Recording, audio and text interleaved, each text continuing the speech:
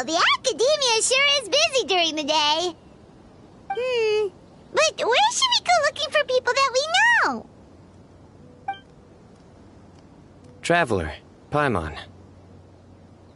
Cyno! It's been so long since we last saw you! As do you. You don't seem weary at all from your travels. If anything, you seem stronger. So, what brings you back here? Oh, nothing in particular. Paimon just saw a really big mushroom out on the road the other day and suddenly missed all our friends in Sumeru. Funnily enough, we were reminiscing about you recently too. It was at a group dinner. I look forward to hearing about your travels. Something tells me we must have a lot to catch up on. Really? You were thinking of us too? What a coincidence! You really want me to— Ernie said it. You like that one, huh? You must if you remember it after all this time. Admit the truth.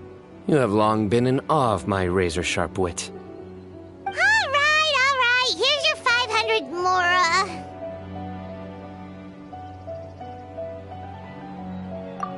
You're exaggerating.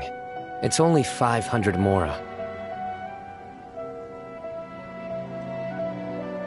Hey, 500 Mora is still a lot of snacks to Paimon. All right. I'll treat you to some desserts later. Anyway, I'm actually investigating a case right now. My mind is focused on work, which is why I didn't complete the joke at first. A case? What happened? Nothing major. But after finding out who was involved, I decided, on reflection, to handle this one myself. Need any help? We only came here to hang out, so we've got the time. You may as well take us with you, and then when you're done, we can, Such enthusiasm. Are you worried I'll forget about treating you to some sweets if you're not around to remind me? What? No! Alright, was it really that obvious? Obvious enough. Still, it's a fine idea. You are the heroes of Sumeru. It makes perfect sense to work together. All right, follow me.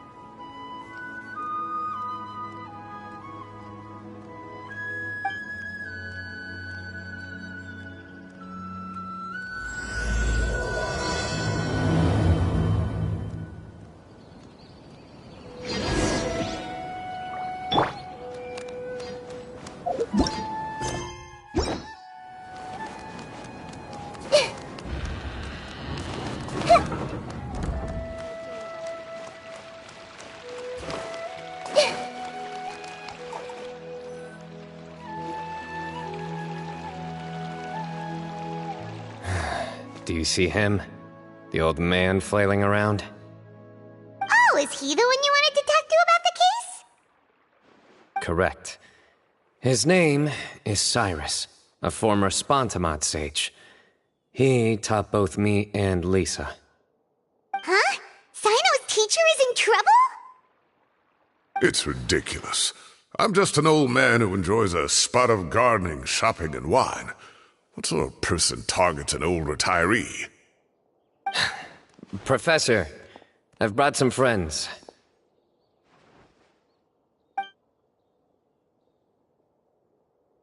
Ah, Cyno.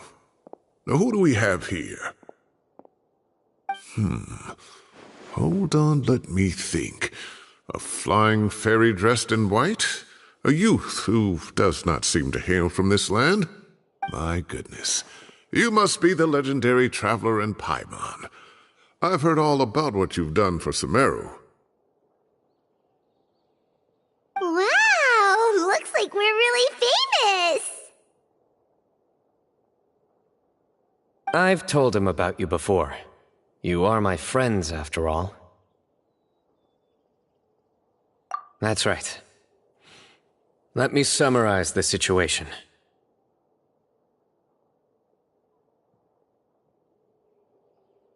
A couple of days ago, Professor Cyrus suddenly received a threat letter. A threat letter?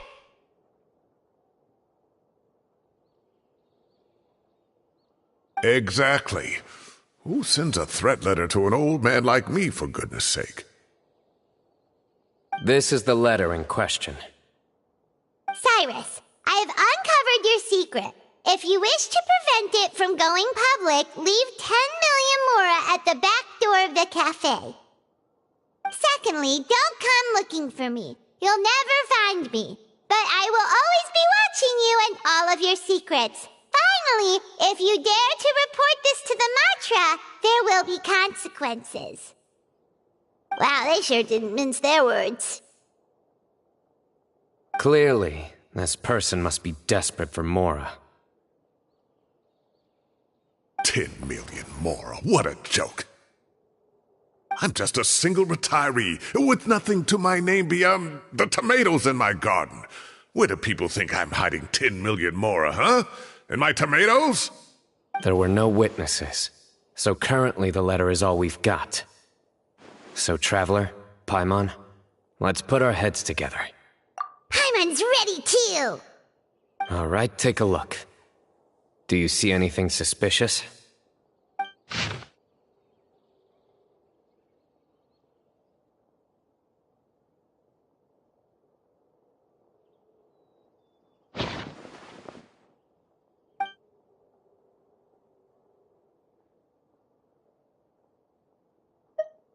Yes. Some of the strokes are blurry. So is there something wrong with the ink? Possibly. And I bet the paper has something to do with it. Most of the paper around here is much smoother than this, and the ink is absorbed quickly so it doesn't run. This paper, meanwhile, it's very coarse-grained. Almost as if it's made from some sort of plant matter. It's certainly not the same paper as we use in the academia. But the ink is nothing special. Just regular black ink that gets a blue tinge when applied to paper. So do we think the culprit has a connection with the academia or not? Wait, check this out! Looks like this part got wet at some point. Agreed. The staining suggests it was a colored liquid, not plain water. It also looks like it was wiped off with a damp cloth. A colored liquid, so... tea? Wine? Looks like we're thinking along similar lines. Let's go talk to Arof. There are some things I'll need him to take care of.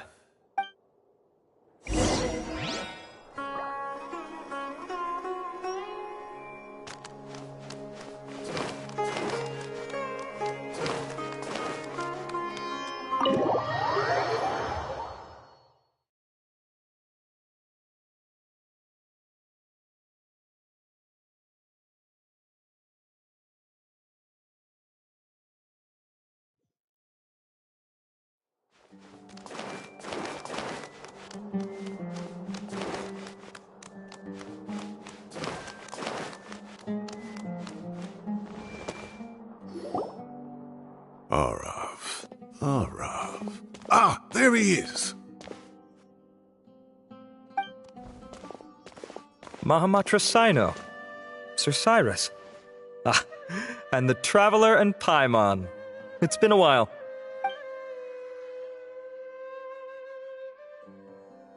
As such, I'm inclined to believe that the culprit in this case is a student at the academia.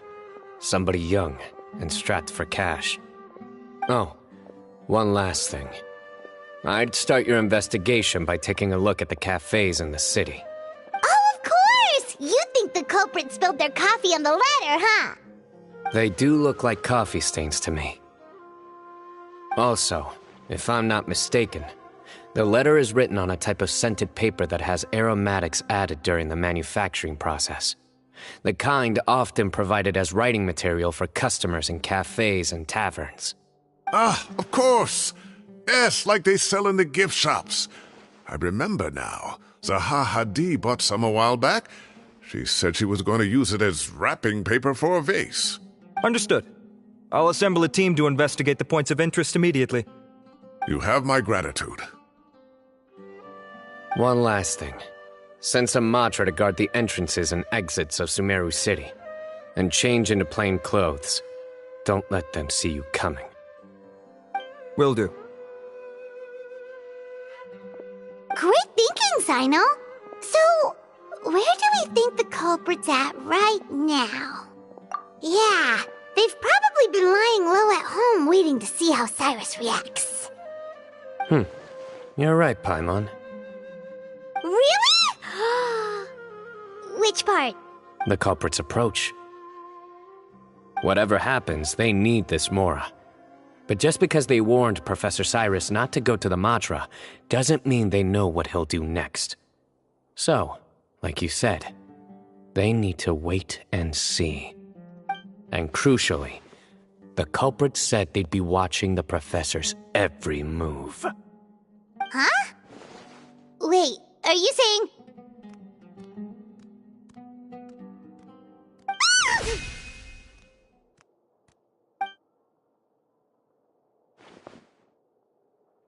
Found you! What are you doing? You wrote the threat letter!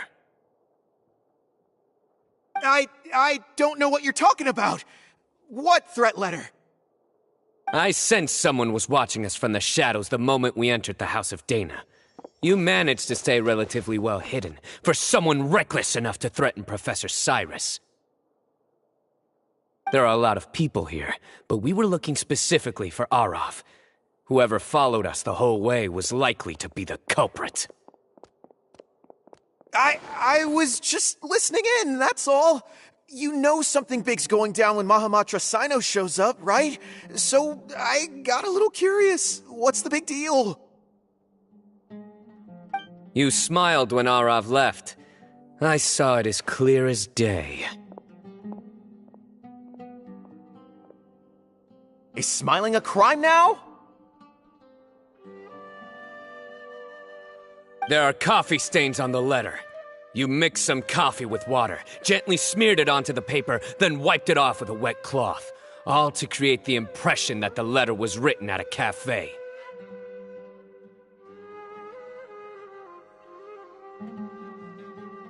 Closing off the exits to the city doesn't affect you, because you already live here. And as long as the Matra were focused on the cafes, you would be free from scrutiny.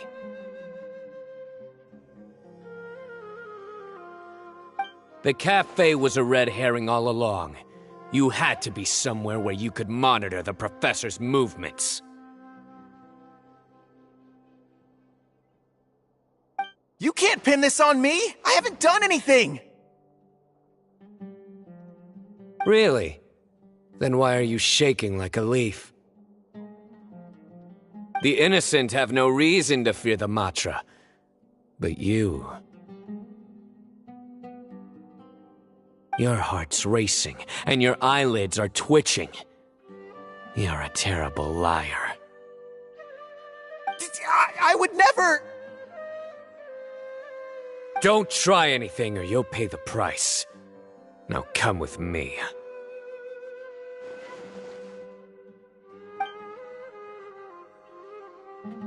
Well, that was over quickly. Cyno already caught the guy. You're telling me. 1 minute I go out for a quick smoke, the next minute I see Arav already on his way back to meet up with Cyno.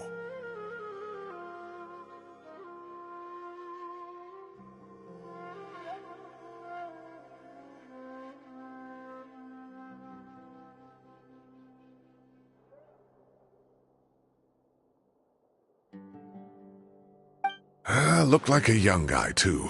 Couldn't have been much more than 30. But after what he's done, I'm afraid he's ruined his whole future. Everyone, it's all over. Gosh, that was so fast! The culprit's name is Uraka, a 16-year-old student in the Rataoist Darshan. Huh? 16?!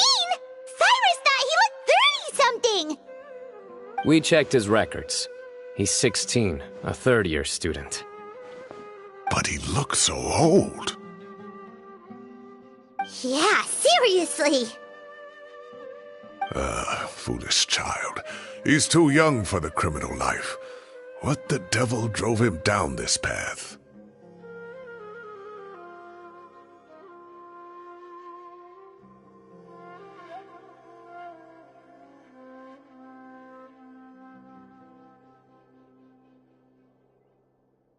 We questioned the culprit regarding his motives. Oh, just spit it out. Nothing can surprise me at this point. Very well. It's our understanding that Araka is a mediocre student who has been underperforming in his classes. He started taking extra tutoring to improve his grades, but developed a gambling habit around the same time and lost a lot of mora. Down on his luck, he went to the tavern for a drink and overheard some people chatting about Sir Cyrus's comfortable retirement. They mentioned that he's always arguing about his tomato plants with some old woman on the street. Some old woman on the street? Goodness gracious. Has that rascal attended a single one of his classes? That old woman is Kasharwar's very own professor, Zaha Hadi. How can he not know who Zaha Hadi is? Is this going somewhere? Oh, right, yes. So another thing. We don't just argue about tomato plants. And what are they trying to insinuate by comfortable retirement? A man grows a few vegetables and suddenly he's living a life of luxury? Maybe it's more the fact that you have the time to grow vegetables in the first place. Araka mentioned he'd heard a rumor, alleging that Sir Cyrus illegally obtained a large sum of money from the desert before retiring and kept it for himself instead of reporting it to the academia. Araka believes this money to be the reason why Sir Cyrus hasn't kept up with any academic research or other projects since his retirement. And given your advanced age, he thought you'd be an easy target to blackmail. Oh, Araka. I'm at a loss for words. I'm so angry I don't know where to start. People make up rumors all the time. I am quite confident that Professor Cyrus has never embezzled a mora in his life. Arav, you'll have to find some excuse to interrogate Araka again later. I need you to deliver a few firm fistfuls to him on my behalf. I completely understand how you feel, Sir Cyrus, but I'm afraid that course of action goes against the Matra's principles. Professor, there's no need to be childish about this. Oh, come on. I was clearly joking. Okay. Where does this go from here? The academia will determine the appropriate disciplinary action against the student. And as for the individuals spreading rumors about the professor's obsession with tomatoes and some old woman on the street, there could be a slander case here. The Matra will continue to investigate.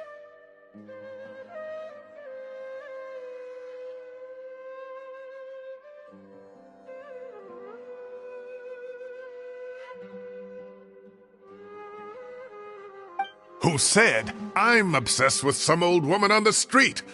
Mind your wording or you'll start a whole new rumor. You seem confused. Oh, don't you understand? Uraka is just a young boy who made a very rash and very stupid decision based on some groundless rumor he heard. Besides, I didn't actually hand over any mora to him. The whole thing sounds a lot worse than it is. All it costs me is a little reputational damage. That's all. Please rest assured, Professor, that the Academia will issue a fair and reasonable punishment. Yes, I have no doubt about that. But as a former educator, I'd still like to have a serious conversation with the boy's parents. Their family lives in the city, yes? Correct. We looked into the family. Both parents are merchants, and they're often away on business. They've never taken much of an active role in their children's lives. Oh, what a mess. You don't have to seal the evidence away yet, do you? I'd like to have that letter back for the time being, if possible. I need something concrete for when I talk to the family tonight. We have to show them how serious this situation is. The relevant authorities have already reviewed the evidence and are now discussing Araka's punishment. You can hold on to the letter for now. Just make sure to return it within a couple of days. Oh, so you'll be able to close the case in 2 days. Give or take. Cases like this are quick to resolve. Very good. Well, thank you for all your help. Perhaps we can all go for a meal together. Oh, my treat, of course. My apologies, Sir Cyrus, but I have a prior commitment. Enjoy the meal, everyone. Ah, I see. Well, that's a pity. But Cyno, you have to come. You found the culprit at record speed, and I owe you for that. Ah, and isn't Tighnari in town at the moment? Bring him along, too. Wait, you mean Tighnari's in the city? He is. Tighnari's master, Sir Nephis, called him and Kale to the academia to help out on a project. They should be at Nephis's office at this hour. Though I must say, I'm surprised you're extending an invitation to Tighnari. Did you do something to offend Sir Nephis? Don't be outrageous. Nephis offends me all the time. It's never the other way around. Anyway, hurry up and fetch Tighnari. I'll head over to the tavern with the Traveler and Paimon. See you there. Go on now. Don't keep us waiting.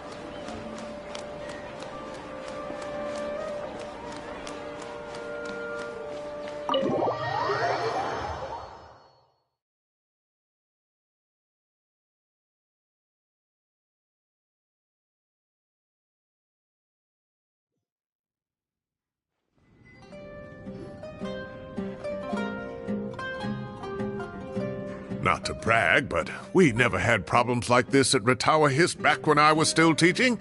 And if you don't want to take my word for it, you can ask them. They were students at the time. They'll tell you what it was like, won't they? I was out in the forest at least 4 days a week back then, thanks to a colossal workload from Master. It wrought havoc on my poor tail, so I didn't exactly keep up to date with what was going on at the academia. Most of what I know, I heard from Cyno after the fact. Professor's become a lot more laid back in his retirement. He used to be far stricter, and was especially known for being extremely principled. Wow. It's hard enough to stay true to your principles as a normal person. I can't imagine doing that as a sage. It's a pity Kale wasn't around at the time. I would have happily taken her on as a student. And then we'd have one more person who has to address Lisa as upper-class woman. Really? Can't you just call her Lisa? She seems to prefer it when people treat her like an older sister.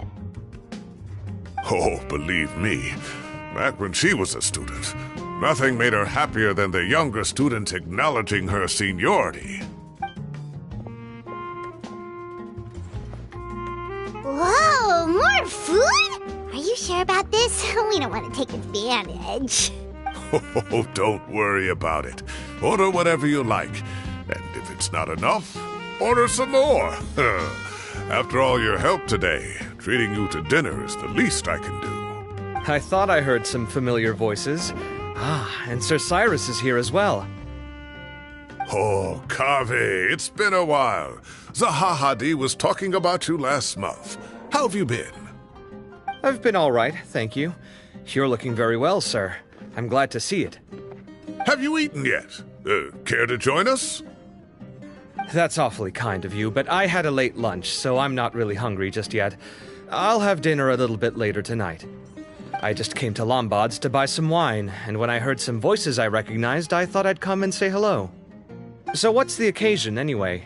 Some sort of celebration? Consolation, more like. You wouldn't believe the day I've had.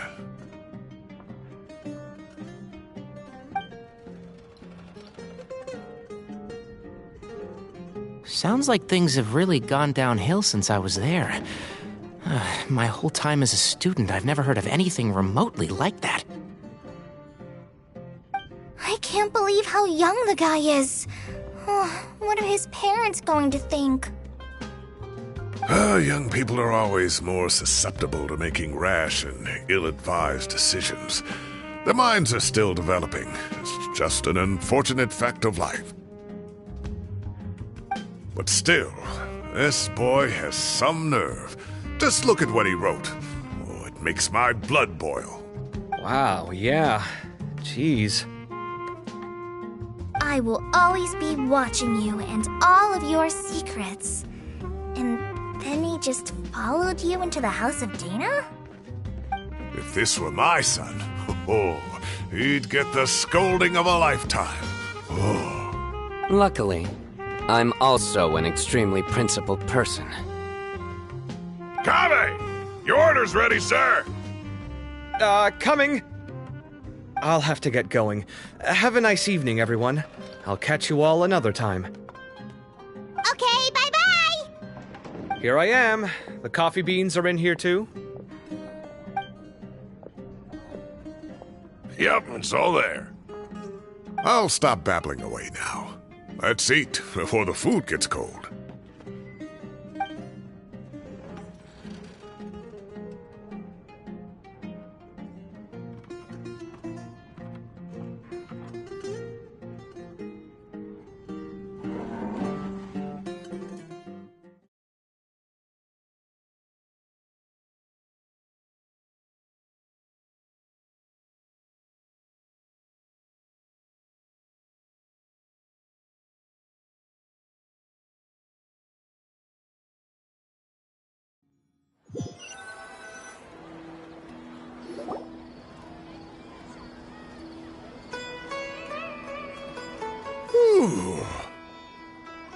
Oh, too tasty.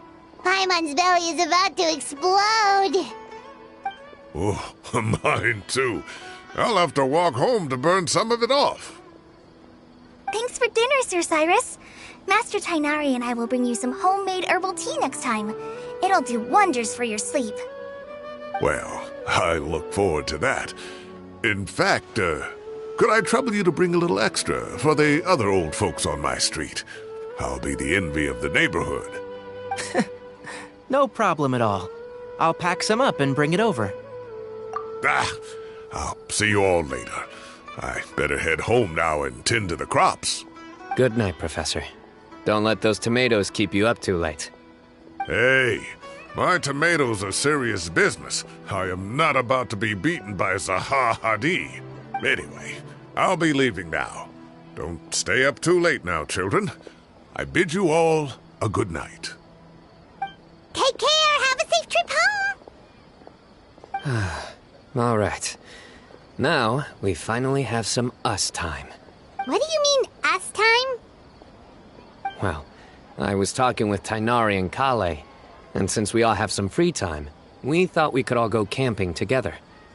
Think of it as our way of welcoming you back to Sumeru. Camping? Oh, that sounds fun. Paimon's in. Wait, no, that's my job. Don't take it away from me. Why don't you and Paimon help out Master or Cyno? You don't have to play the hero when you're out with us. This is your chance to just, laze around and switch off for a bit. Everyone, let's meet tomorrow afternoon at the riverbank to the southeast of Gandharvaville. No need to bring anything. We've already packed everything for the trip. Just bring your delightful selves and prepare to have some fun.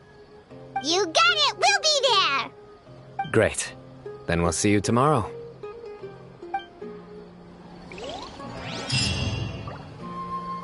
Everyone will be... Drunk people are so fun.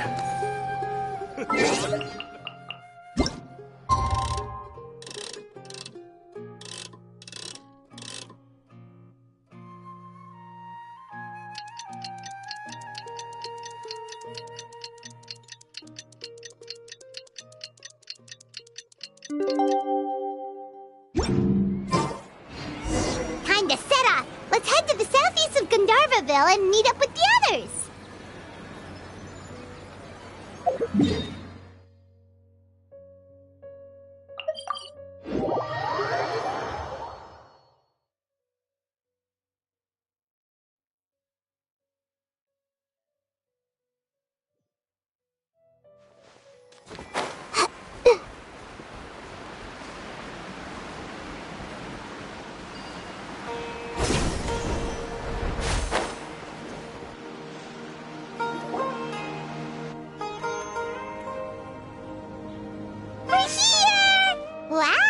guys are ahead of the game. You set up the tents already.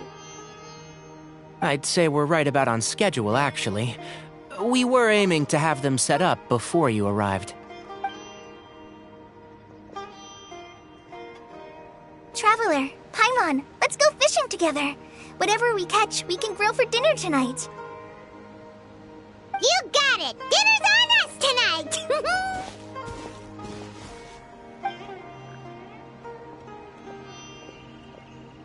I hope I can contribute too. The other Forest Watchers gave me some fishing tips a little while ago.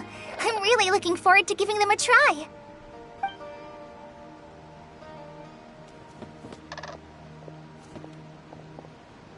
I saw some very appetizing mushrooms in the area, so I gathered a few for us. I'll leave them here along with some fresh fruit. Wow, camping with a Forest Watcher is the way to go. They think of everything. And even if they don't, they can improvise. This is true. I don't think I've ever had a single rough day in this forest. So, how has everything been going for you? Well, there's been some high points and low points, but we've had some unforgettable experiences along the way. I see. Oh, in that case, you should try a valberry. I bought some from the market this morning. A valuable suggestion. Just don't bury your feelings using food. All I wanted was to recommend something bittersweet. Oh, I have a sudden craving for fruit tea. I'm gonna go fetch some stuff. Bye!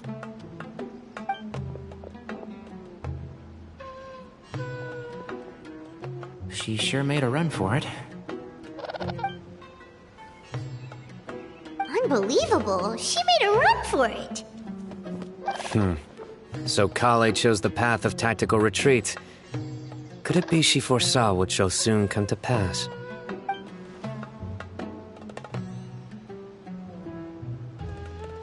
My dear friend, you know what I am about to say.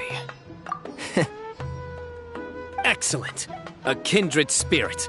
A great warrior can sense when a duel is nigh. But it looks like we'll get told off if we start playing now. Let's enjoy the nature for a while longer.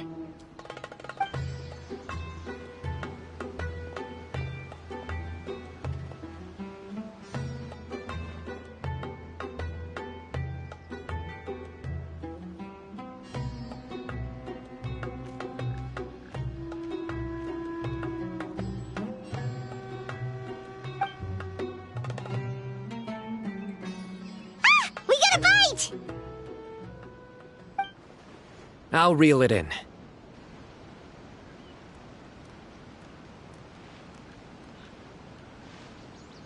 Firewood, spices, snacks, and drinks.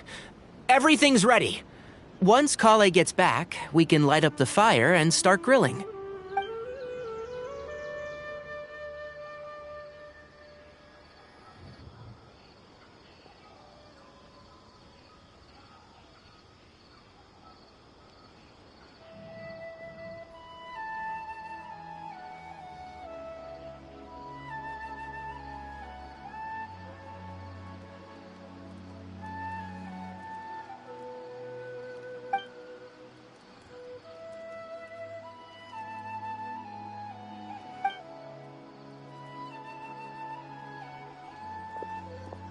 There are 3 tents.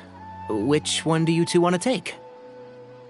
How about the one on the left? Well, Paimon just thinks the ambiance here is a little better. True. But it's also the closest to the water. If there are any sleepwalking fungi around tonight, they might stumble into your tent. Well, that's no good. Take my weapon. You can use it to bar the entrance. Anyone would think you were sealing the gates to King Deshret's mausoleum. Excellent. Then this tent will be an impenetrable fortress. I'm back! How's your appetites? Ready for the barbecue? Always.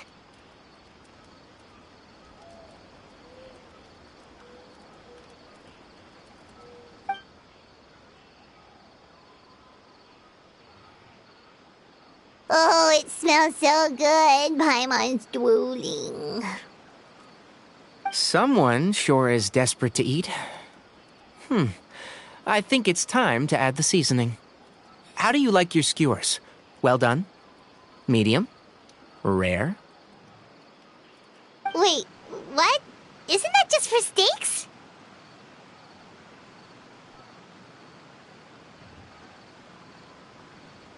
Hey, if it works for steak, maybe it works for other things too.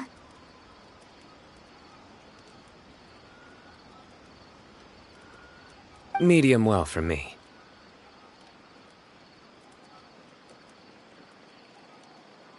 Okay, these are about ready now then. It'll be a few more minutes for anyone who wants theirs well done.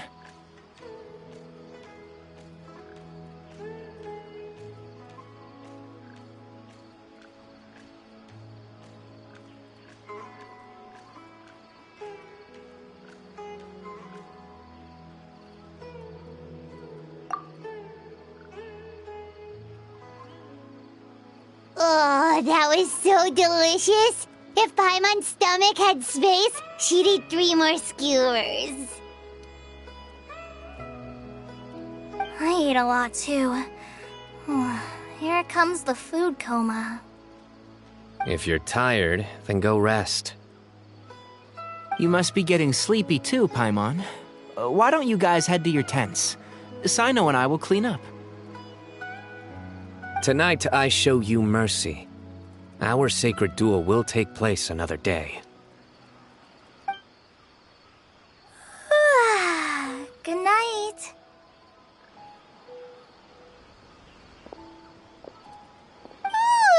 Paimon's struggling to keep her eyes open.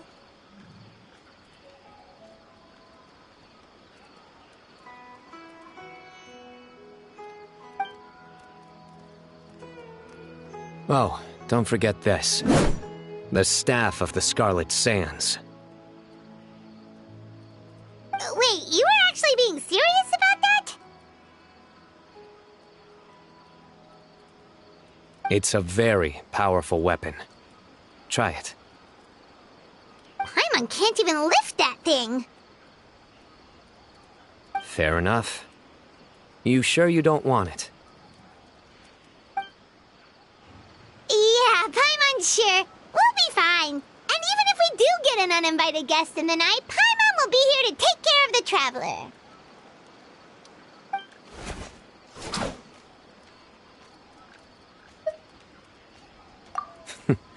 That reminds me of a parting king of invocations.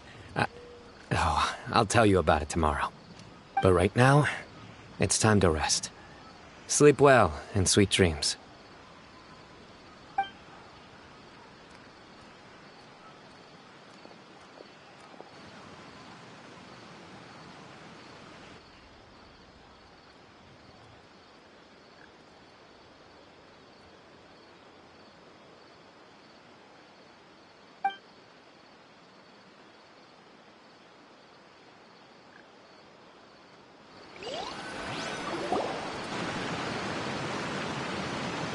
I think they should all be here.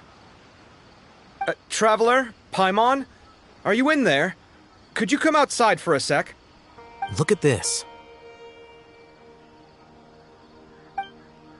What the? What's this sword doing here? Is it supposed to keep out intruders? Evidently. Huh? Who is it? Oh, what time do you call this? Paimon's gonna take out the sword. Yeah!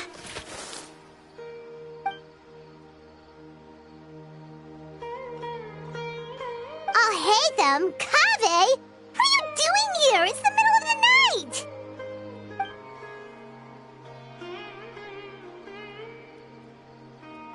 Sorry to wake you up at this hour of the night, but we've got a situation on our hands. Let's get dressed and talk about it outside.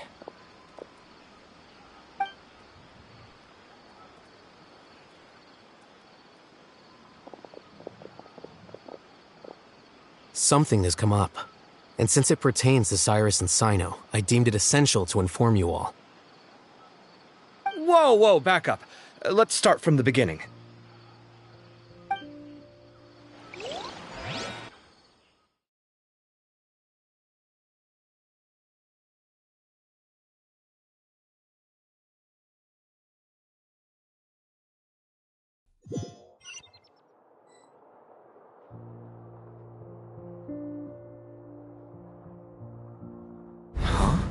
Where'd the wine cups go? I could have sworn I left them here after I washed them. Ah, there they are. I'll have a cup too. Can you see if the cookies are still on the table?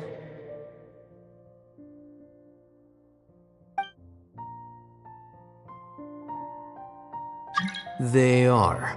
And so are the fruits.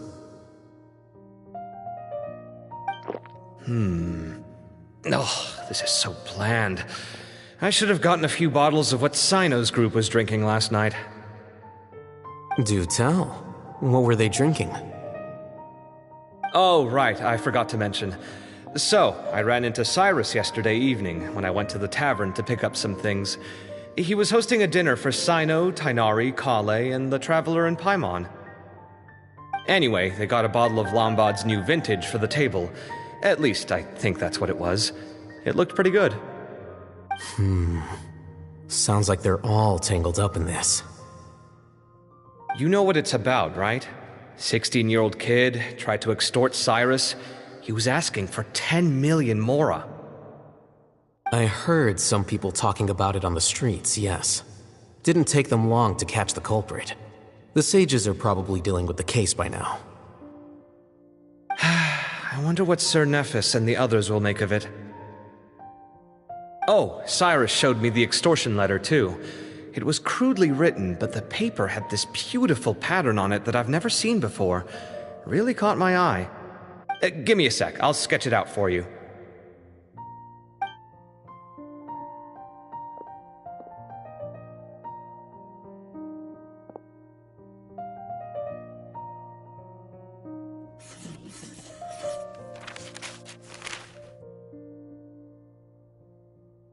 Okay, done. Take a look.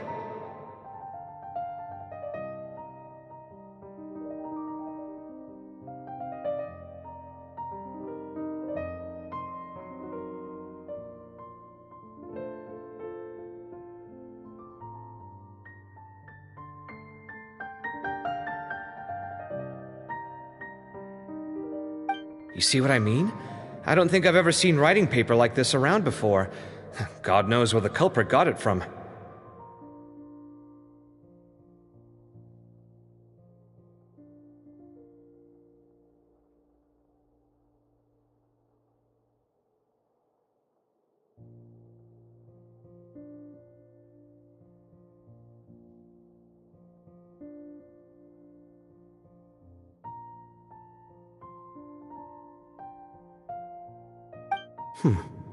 Interesting.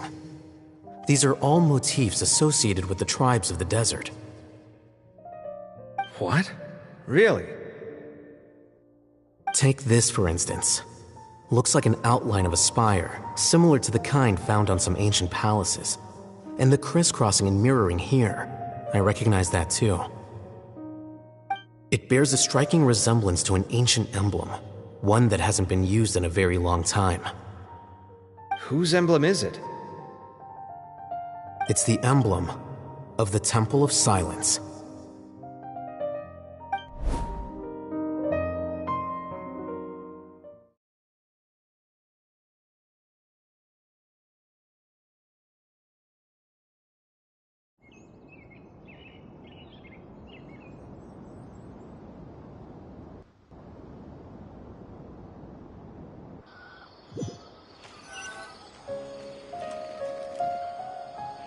After discussing it with each other, we both agreed that something didn't feel right, so we went looking for you.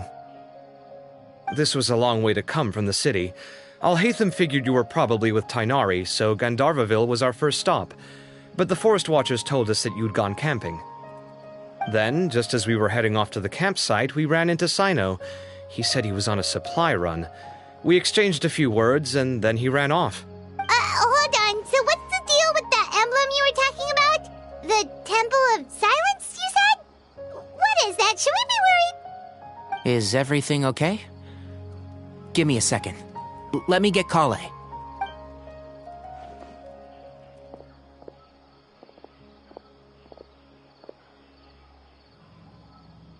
So you've never heard of the Temple of Silence? Well, to put it simply, it's an organization that has existed in Sumeru for over 1,000 years. These days, you can find a Temple of Silence office in the academia. Theoretically, it's responsible for the custody and disposal of information and documents not fit for public dissemination. At least, that's what they tell the outside world. In truth, it's essentially a vestigial institution nowadays. There's an office with their name on it, but it's functionally obsolete. Historically speaking, the original Temple of Silence is said to have been established by Hermanubis, one of the 7 pillars of King Deshret and the greatest of all sages. Most of the organization's members hailed from the desert. By contrast, none of the Academia Temple's current members are from the desert region, nor do they use any symbols connected with the desert folk. So the Temple of Silence at the Academia is just a fake? Wow. It's possible. The real question is, why? My guess is they're covering something up. So, how do you know all this? Sounds like some pretty top-secret stuff. Did you forget? He did a stint as acting Grand Sage, and kept the pay raise even after he resigned. Oh, yeah! Paimon did totally forget about that. So you took the chance to read all the top-secret documents while you were acting Grand Sage, huh? If you're asking me whether I familiarized myself with the documentation in my office, I would respond that that's a perfectly normal part of any job. So much about this doesn't make sense. Why did the emblem of the Temple of Silence appear on a threat letter from an Academia student to Cyrus? The student's only 16, and doesn't have any family ties to the desert. So where could he have seen that emblem, or gotten the paper? You said you ran into Cyno, yes? Did you tell him what you've just told us? Yep. He ran off as soon as he heard what we said. Given that Cyrus is involved, he's probably halfway through solving the case by now. Still, we should try to catch up with him. At this hour of the night, Cyno will probably go looking for Cyrus at his current residence. If the Academia's Temple of Silence really does exist just to cover up the truth, the sudden appearance of this emblem can't be good. It's sure to stir up trouble. We should pay a visit to the Academia. Yes. As the Sage of Amorta, my master ought to know the truth about their office. You can ask him to tell you what he knows. The more information we have, the better prepared we'll be for whatever happens there. If this situation is connected to the real Temple of Silence, the emblem has to be part of a bigger conspiracy. Kale, could I trouble you to send a message to the Core of 30? Tell them to keep an eye out for Cyno and Cyrus. Traveler, Paimon, you two come with me. We'll go after Cyno. Sounds like a plan. Let's go. Cyrus has been living in the city lately. He rented a place near the field so he can keep an eye on his tomato plants. Then let's go look for him there.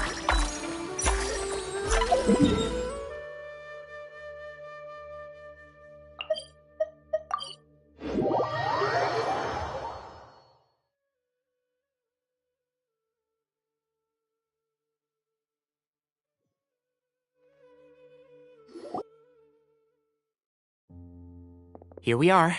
This is the place. We might be too late. Looks like nobody's home. Oh, Cyno moves fast. If he was here, he's probably long gone by now. I know that voice. Is that Tainari I hear? Ah! Professor Zahahadi! Wow, so it really is you.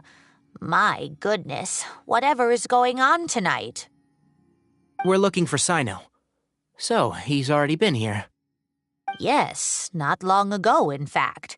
He knocked on my door and asked if I'd seen Cyrus today at all.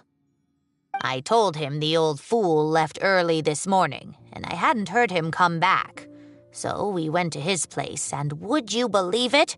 He's gone. Goodness knows where to. It must have alarmed Cyno, because he took off in an awful hurry after that. He never did explain what this was all about. How serious is it? Well, if Cyrus isn't at home... Oh, it sure doesn't sound good. Professor, did you hear that a student recently tried to extort Cyrus? Why, yes. When I left the house that day, I noticed he was watering his flowers in the field in complete silence. He had a piece of paper clutched in his hand, and he looked lost in thought. I could tell something was troubling him, but he wouldn't tell me what it was. If Cyno hadn't happened to visit him that day, he'd probably still be holding on to that thing. After seeing the letter, Cyno told him to contact the Corps of 30, but Cyrus was very reluctant. He claimed it would only damage his reputation. Eventually, he relented, after much persuasion from Cyno. Huh? Cyrus didn't want to report it? Well, that's strange. When we saw him, he seemed pretty okay with the idea of the kid getting his just desserts.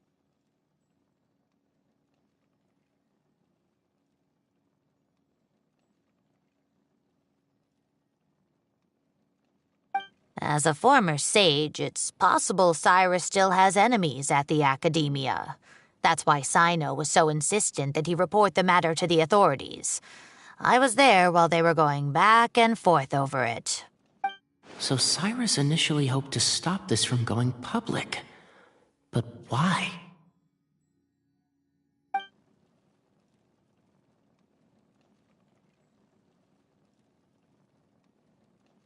Oh, dear. What on earth has that old fool gotten himself wrapped up in? Oh, I do hope he's not in danger. Oh, I almost forgot. Cyno left me this letter to pass on to you. He wrote it when he came by earlier. He realized you might come looking for him. Thank you. What does it say? Let Paimon take a look!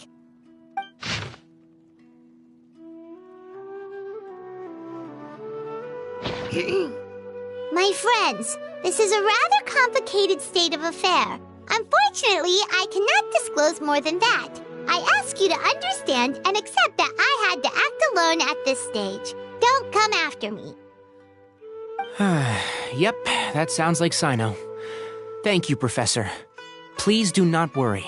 We will do all we can to protect both Cyno and Cyrus. Traveler, Paimon, let's head to the academia and regroup.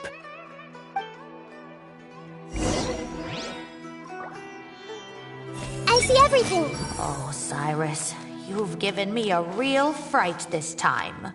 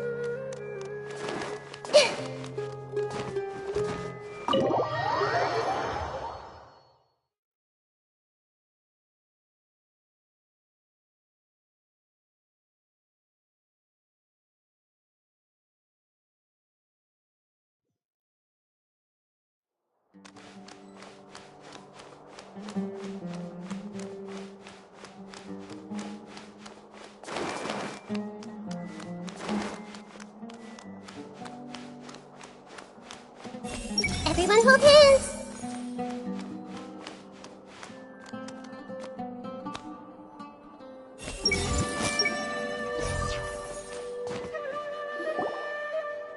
You're here? I thought you were going after... Ah, I guess you lost their trail. We went to Cyrus's house. No one was there. Cyno got there before us, but he was long gone by the time we arrived. He didn't say where he was going? No, he left us a letter and told us not to go after him. Can't say I'm surprised. Typical Cyno.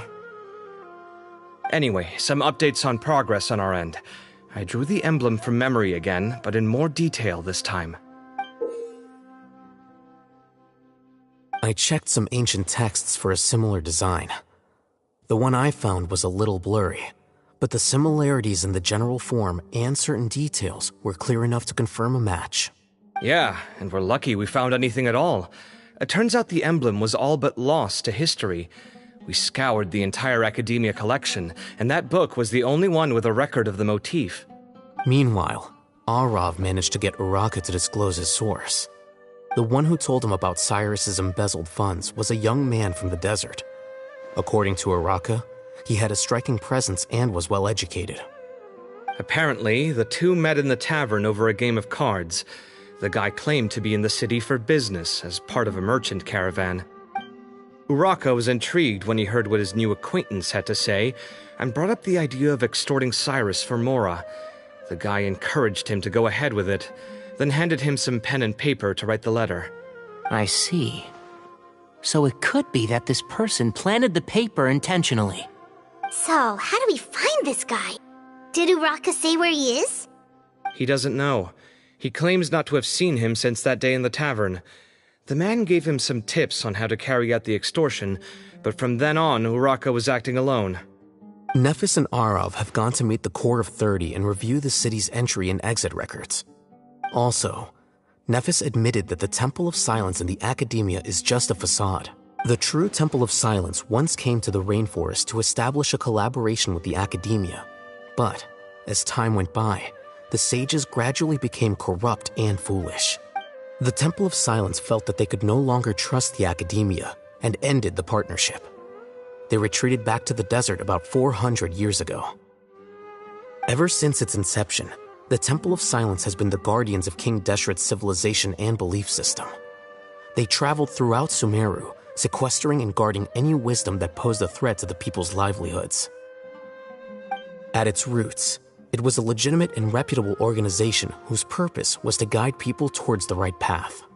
The Academia of the day knew that the split would damage their reputation if it became a matter of public knowledge. And so, they set up a dummy organization of their own to conceal the truth. Not only that, but they managed to keep up the charade for hundreds of years! So how did Cyrus become acquainted with the true Temple of Silence if they left centuries ago? I'll bet that's the question that bothered Cyno. Probably why he went after him in such a rush.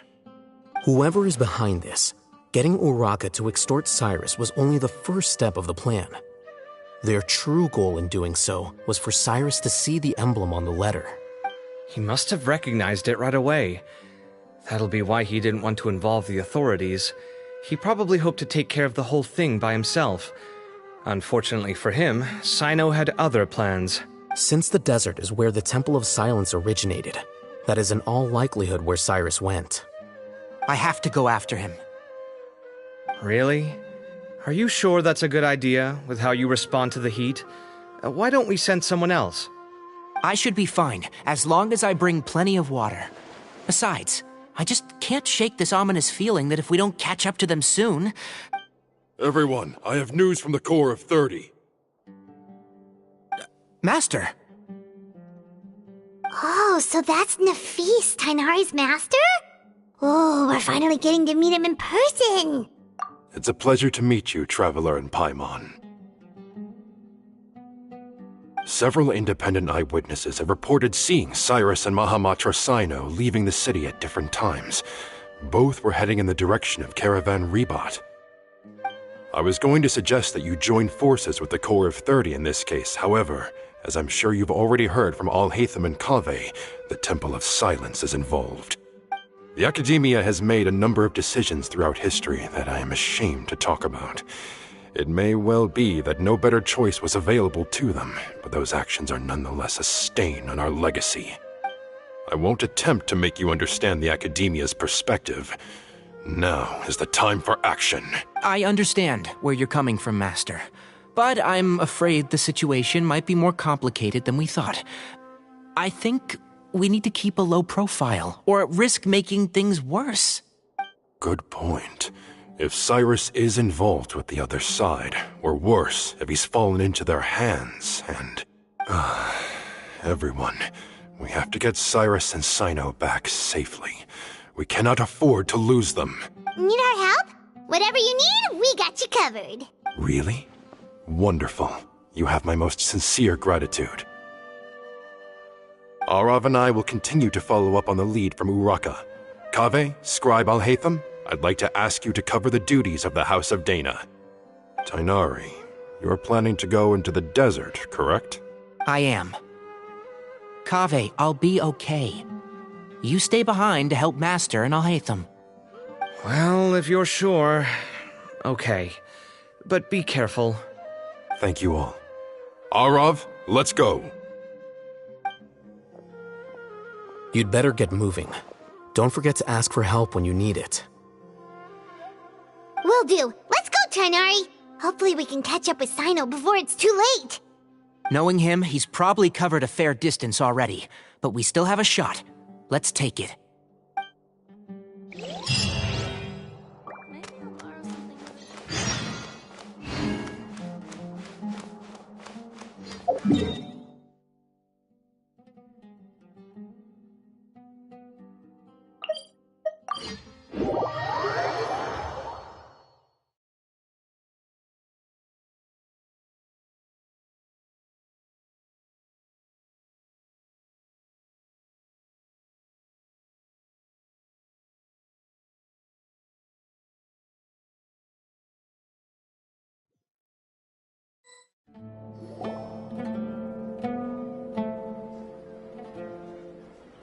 Okay, we made it to Caravan Ribat.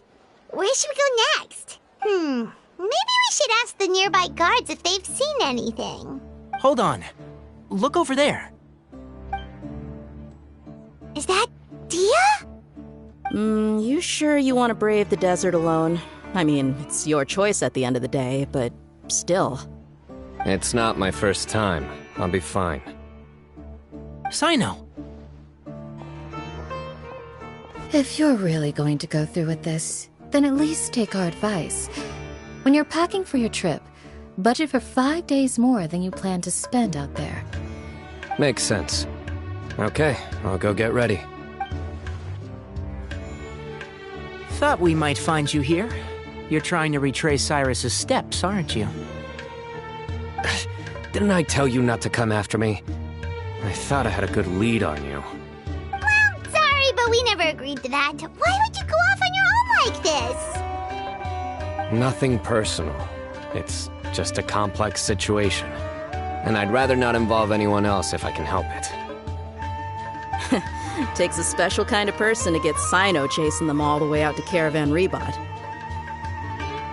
But why so coy today, huh? You only gave us his age and description. Why can't you reveal his name? Is he Sumeru's most wanted or something? Oh, also, hey guys, it's been a while. Dia and Candace! So nice to see you. Actually, seeing all of our friends is the whole reason we're here. You're looking well. Glad to see it.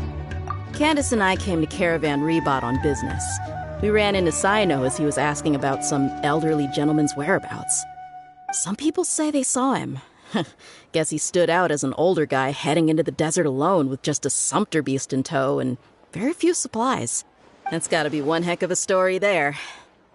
Cyno, it's okay if you can't tell us anything about the case. But let us know how we can support you. We're here to help however you need.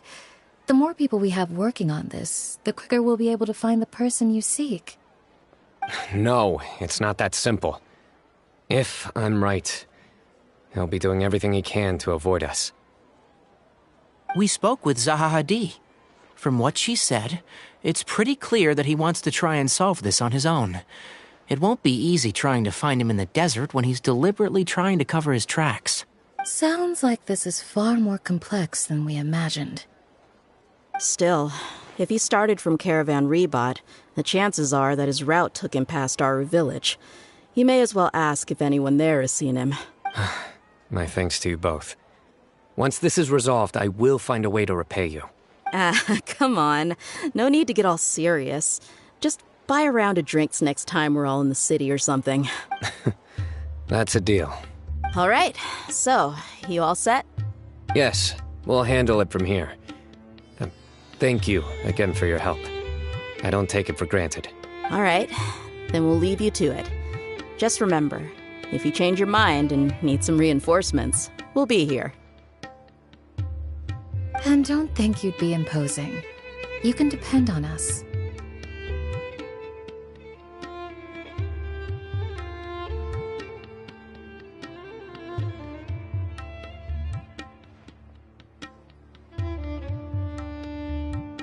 Don't worry, we'll keep him out of trouble.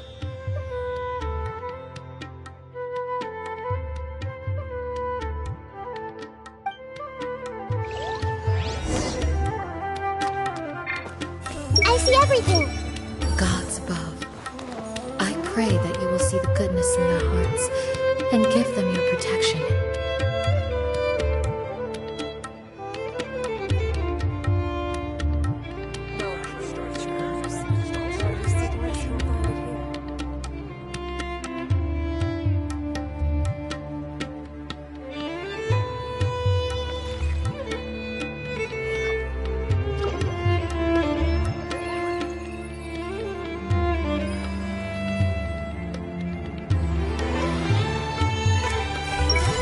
Whatever they're getting themselves into, I just hope it isn't too dangerous. Get home safe, everyone. Cyno should count himself lucky that the Traveler and Tainari got here when they did. What was he thinking, trying to play the lone hero? The desert tests the character of all who enter it, and only those with wisdom and courage shall prevail. But take heart. With his companions by his side, no harm will come to Cyno.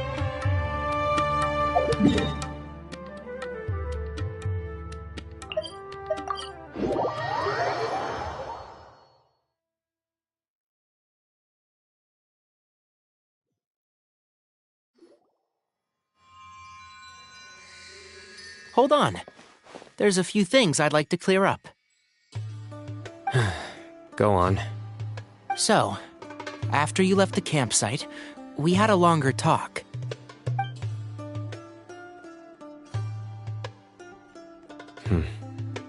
Clearly, we've only scratched the surface of the Temple of Silence question. It doesn't surprise me at all that the one in the academia is a fake. Do you have any connection with the Temple of Silence? I do. I trust you're all aware of the spirit that gives me my power. Hermanubis, the original founder of the Temple of Silence. Due to my unique constitution, I was put through a number of trials in the desert when I was younger. Later, I met the professor, and he brought me to Sumeru City.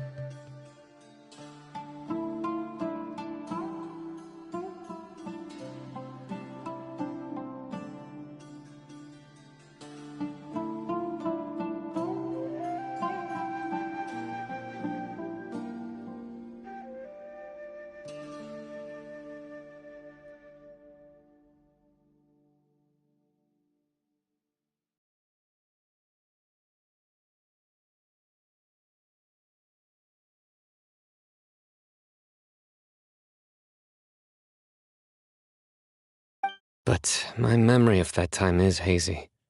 I can't recall much.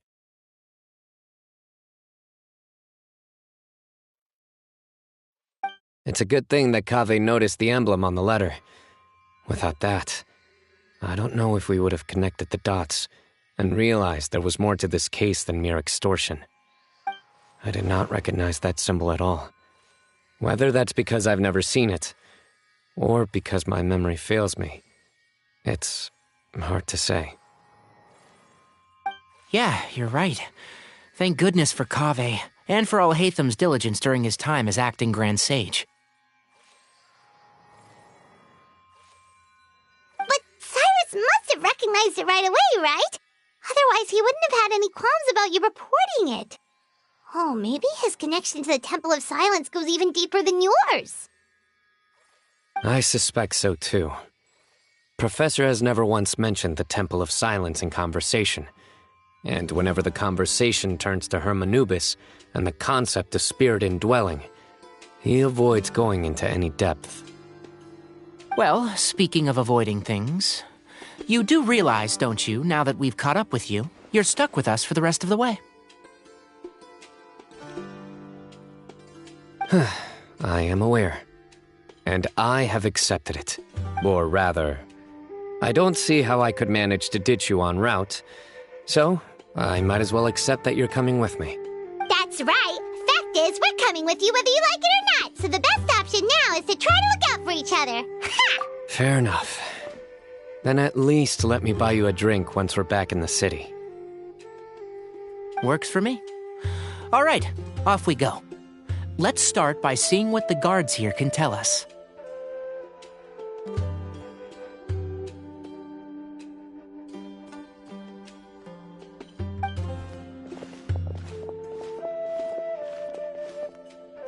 Hello.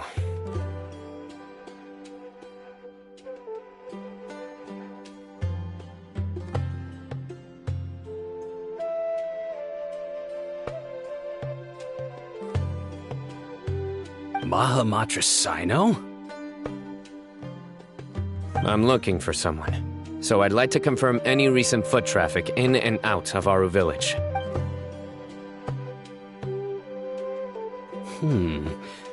A man matching that description passed by Aru Village not too long ago. He stopped by to load up on food and water and feed his sumpter beast, then he was on his way. Where was he going? Let me think. He took a seat by the entrance of the village for a while and had a brief chat with the person who came to deliver the water. He said he was headed somewhere near an oasis, but he didn't mention which one. Do you have a map? I can mark out the direction he was heading and the best routes to any nearby oases. I have one. Mark away. Great.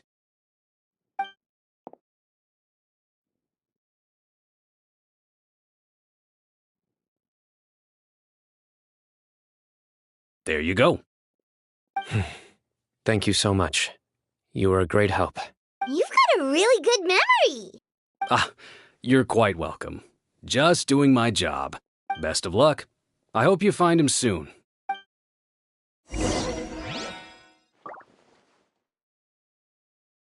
Everyone... Did I remember to lock my door? Ah, well, that shouldn't be a problem. Nothing bad will happen in the village as long as Candace is around.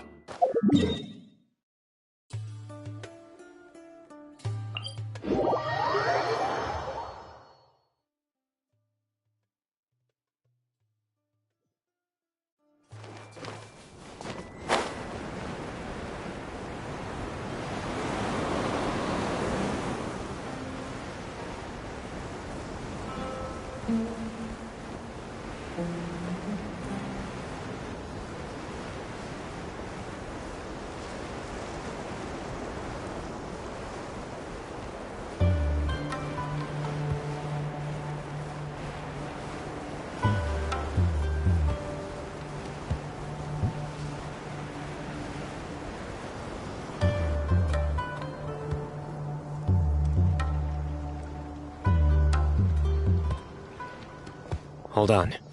I see some people over there.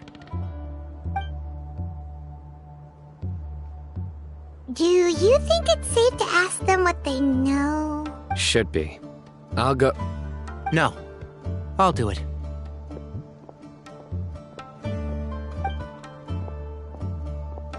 Huh? Why can't Cyno go talk to them? What difference does it make? Given my background, appearance, and the way I dress, I might not be the most welcome visitor here. Just in case. It's probably better to let a more neutral party handle things.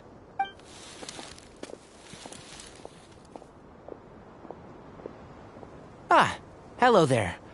I hope I'm not interrupting.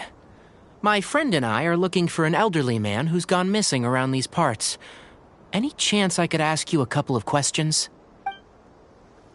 Oh, a missing person, huh? Sure. What do you want to know? I'm just wondering if you've seen him. Let me give you the details.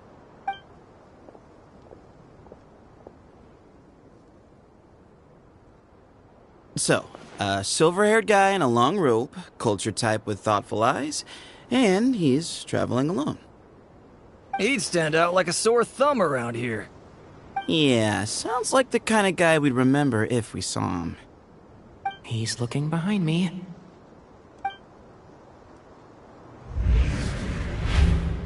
Uh-oh. That guy's looking our way. Your friend over there stands out a lot, too.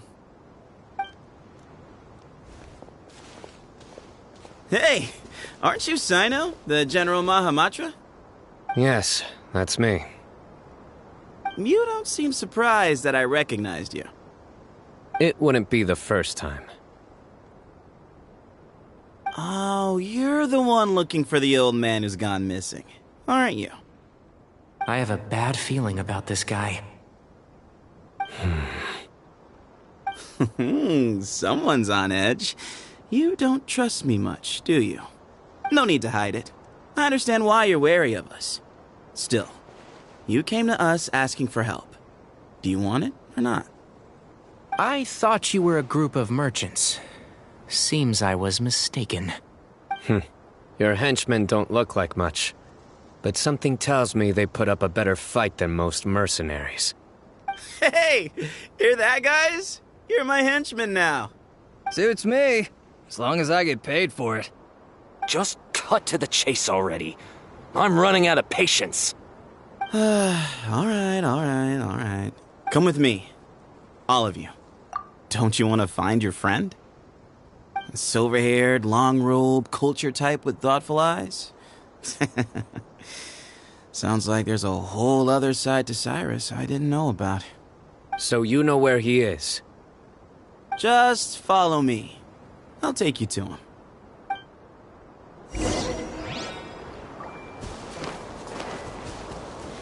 Hey!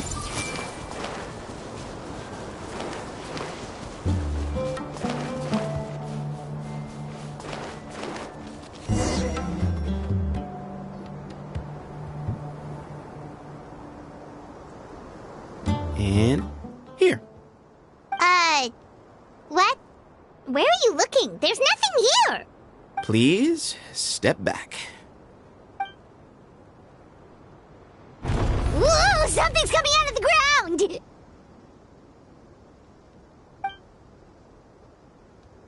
What is this enormous building doing here? And how was it so well hidden? King Deshret's technology? Wait, so... Hold on, who are you guys really? Is this the Temple of Silence?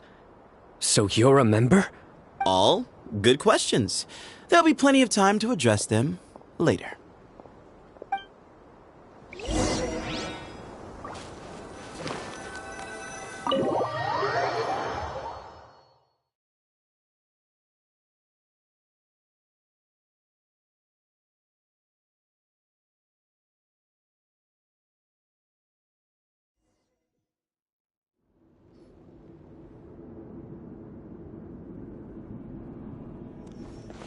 This is not what Paimon was expecting to find in the desert, especially not hidden right next to an oasis.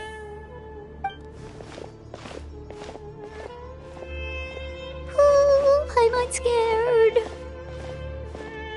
They must have kidnapped Cyrus. Do you think this is the guy Raka met in the tavern? What's wrong? Thinking about your professor? I just hope for your sake you haven't done anything you might regret. Me too. Hope I haven't done anything to incur your wrath.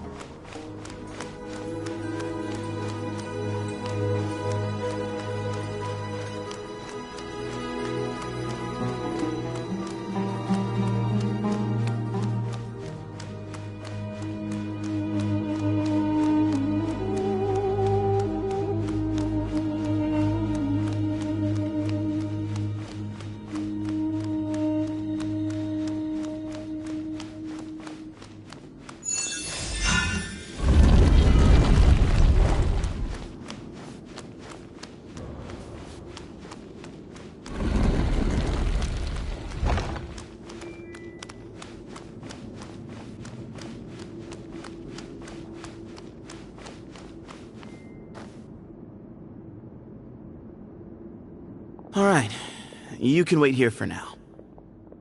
I'll inform our leader that you've arrived at the Temple of Silence. Sit tight until he comes to greet you.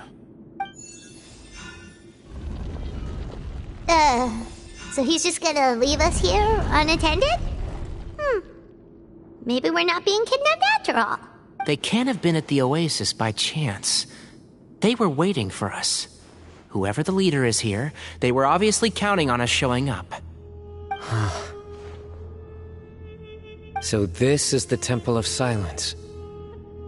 After leaving the rainforest, they hid themselves here?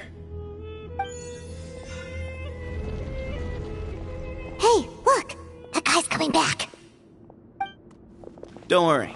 Someone will come and call for you soon. What's your name? Sorry, guess I was so delighted to see you, I forgot to introduce myself. My name is Sethos. I'll be here if you need me, but I'm not planning on answering all of your questions. Other than that, you can occupy yourselves however you see fit. So we're free to explore by ourselves? Yep. I mean, I'm not worried about you running off. Cyrus is here. And unless I've misunderstood, you're all quite anxious to see him again. He's right. Well, if we've got some time, we might as well take a look around.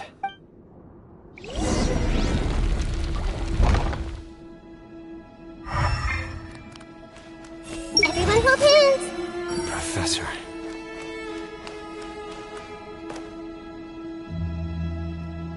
Hey! The situation's even more complicated than I expected. I should make sure I know the way out before we go any further. I never imagined that the true Temple of Silence would be hidden somewhere like this.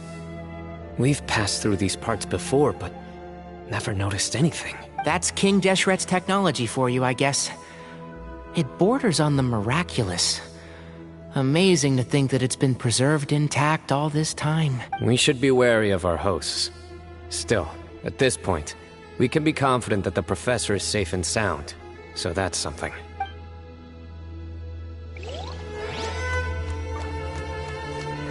Everyone hold hands! These guys clearly care a lot about each other.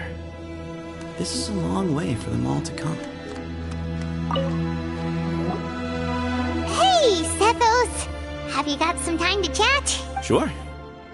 Although, I'm assuming by chat, you mean you have questions for me? I don't blame you. Anyone else would. Not often. The Temple of Silence is a place of quiet and solitude. We don't get too many visitors. Yes, that was me. Although, tricked is a stretch. He was asking everyone in the tavern about ways to make some easy money. He insisted that nothing was off the table, even if it broke the law. So, I told him that Cyrus had embezzled a large sum of mora from the desert. So you framed Cyrus for a crime that he did not commit? No. That's not entirely true. Let me jog your memory. The letter just said that he had uncovered Cyrus's secret. It didn't say what secret that was. Of course, Uraka was a great accomplice, really. Very cooperative with a little bit of wine in him. Did exactly what he was told. Not much of an original thinker, though. It doesn't surprise me that he struggles academically. Why did Cyrus leave for the desert as soon as he received the letter? You'll have to ask him that one yourself. Certain things I can't answer for him. I'm neither judging nor defending him. All you need to know is that he recognized our emblem, and it was his own choice to take the bait. What kind of question is that? He's the General Mahamatra. Everyone in Sumeru knows who he is. Right, but back at the Oasis, you can't have known who he was for sure, or you wouldn't have asked him. So, what we're really asking is, have you never seen him in person before? I've lived in the desert my whole life. Guess you could say I've never had the pleasure. Ugh, why does Paimon feel like this guy's not being straight with us? Come on, we've only just met. If I give you all the answers up front, you'll have nothing left to look forward to. Nope, not once. Really? I have no need to go there. Not when the taverns are full of the Urakas of this world. Besides, we're well aware of what goes on at that place. Spies? It's not as clandestine as that. The city gates are wide open. Anyone's free to walk in. You can find out all you need to know just by walking around town and hearing the word on the street.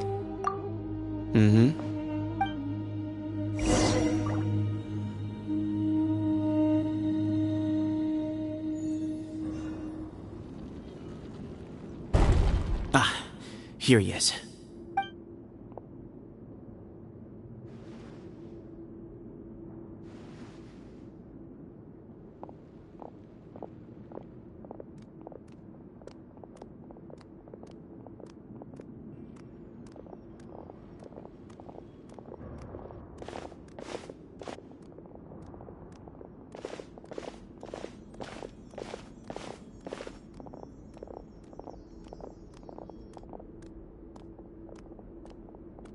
Grandfather, the person you wish to see is here. Well done, Sethos. Greetings, one and all. I am Ba Moon, the current leader of the Temple of Silence. I know why you are here, and I thank you for your patience. Bring him out. Professor! Cyrus, are you okay? Watch what you're doing! Oh, my apologies. We have no intention of causing you distress. But you must understand, Cyrus is of great importance to us. We had to find a way to bring him back to us. Cyrus owes me his life, and to the Temple of Silence, he owes a debt of gratitude. I let him go a long time ago, but now, the time has come to demand payment. I wanted to end my feud with this old bag of bones before you caught up with me. But you got here so quickly. Just leave, Cyno. This is a matter between us two old men. You're all too young to get involved. So that's why you didn't want to report the letter.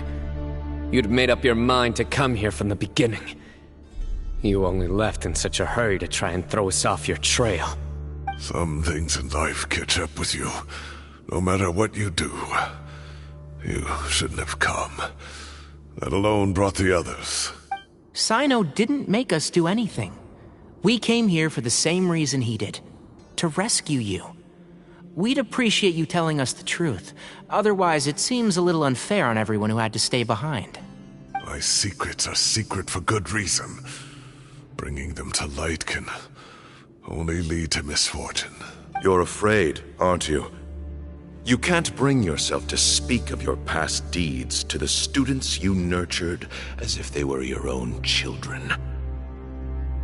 You recognized our emblem because for many years you lived among us. Indeed, you all but became one of us. You knew as soon as you saw the letter that we, not Uraka, were the ones speaking to you. It threatened you only because you know what you did. Your own guilt convicted you. For you, Cyrus, are a traitor. You once shared your learning with us, and joined us in our mission to revive the might of Hermanubis, to bring new hope, new opportunity. But then you betrayed us. You bargained for your independence with your past contributions. And then you left, taking with you Hermanubis' might and the wielder of his power. We both know what I said to you that day. That as the leader, I grant you permission to leave, but that one day, the sands of time will catch up with you. And when that day comes, you must pay the price you owe. You really know how to hold a grudge. Hermanubis' might? And the wielder of his power? Does he mean you? Professor, anything to say? The moon is right. I came here once before. They rescued me from the brink of death once, many years ago in the desert. When he learned that I was a scholar, he invited me to come here and revive the might of Hermanubis together.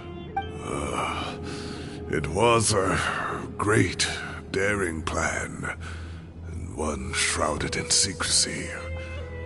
The Temple of Silence had been bereft of Hermanubis for too long. The strength of its faith and its warriors were waning. Bamoon proposed that we implant bar fragments, shards of Hermanubis, into the bodies of suitable vessels. If the experiment was successful, the spirit of Hermanubis would then dwell within the vessel.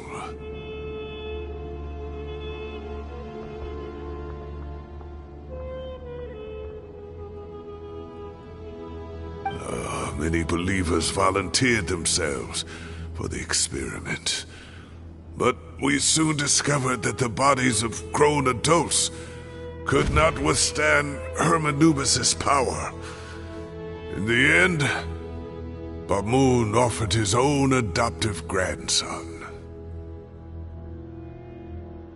One other child was identified as a suitable vessel, and his parents agreed to release him into our custody in exchange for a small fortune.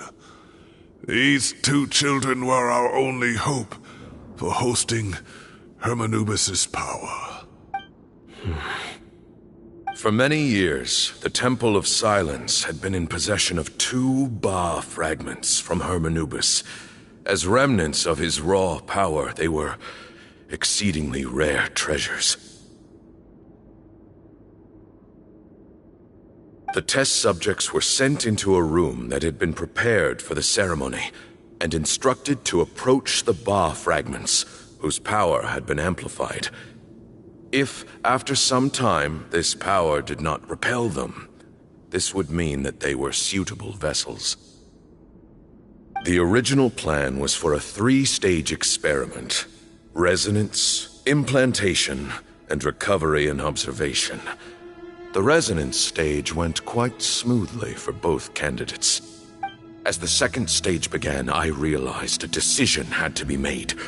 Should we implant the fragments one at a time? This would allow us to monitor the results after the first round and adjust our plan accordingly. Or alternatively, we could implant each fragment in a different vessel at the same time and compare their effects. But as I was deliberating, both Ba fragments suddenly became active. They glowed with a light we had never seen before. I knew that if they were not implanted right away, they would disintegrate and be gone from the world for good. Our 2 vessels had both displayed great promise by successfully resonating with the fragments.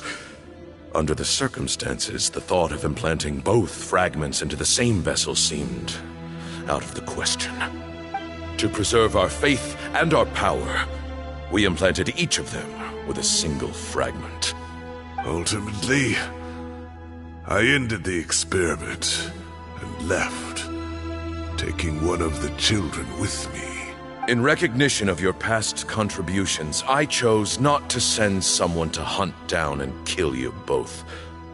Your lives were spared, but I have paid a great price for your betrayal ever since. I have always wanted to see you, Cyno. Losing you and your Ba fragment dealt us a devastating blow. We've been in decline ever since you left. I see. So that's how I gained my power. Look, in essence, I borrowed your Ba fragment for a decade or so. And now you are seeking justice. If you want to take my life, then so be it. I'm an old man now anyway. But you cannot lift a finger against Cyno. He is the General Mahamatra. Your actions would be seen as a declaration of war against the Academia. I'm sure you don't remember anymore, dear Cyno, but you've met us all before. You were so young then, when we all gathered around and celebrated the revival of our Lord. You and he, Sethos, You were our final hope. You'd like me to return my power? As a follower of Hermanubis, I have allowed this power to remain in the rainforest for far too long. Now, it is time to reclaim it. That power is not yours to reclaim. Cyno was chosen by the gods. You cannot take what they have bestowed. You are wrong. Cyno was chosen, but he was not the only one. My child, Sethos, has the same gift as he. So those are your terms for freeing the professor? Despise me all you want. My sins are my own. The Temple of Silence is an innocent party. It is because of my foolishness all those years ago that the Temple's glory has waned. And now I must take responsibility for the decision I made back then. So what you're saying is, the power of one Ba fragment is not enough? You're asking me to return the one in my possession, so it can be implanted in him instead? Divine power causes great suffering to those who wield it. How do you know that Sethos would be able to withstand it? He is no longer a small child. But regardless, this burden is ours to bear, and your objections mean little given that you turned your back on us long ago. Both my heart and mind are telling me that what you are proposing is a terrible idea. However... Don't listen to him, Cyno. That power is no more yours to give than it is his to take. You have to understand. I know. But if this is a question of your freedom versus a fragment of power, then... there is nothing to debate. Sorry to interrupt, but in my view, there are a number of contentions here that still need addressing. Say that Cyno refuses to return his power, and you also refuse to release Cyrus. Then, we are at an impasse. I find it hard to believe that you went to all this effort without planning for that possibility. You're trying to gauge where we stand while keeping your remaining cards close to your chest. Well, my stance is, put the rest of your cards on the table. Then we can have a discussion. Wait, those ears... So, we have a descendant of the Valukashuna in our midst. Splendid! Fate smiles upon us after all. Everything we have longed for, Hermanubis will provide. Perhaps this very day we'll...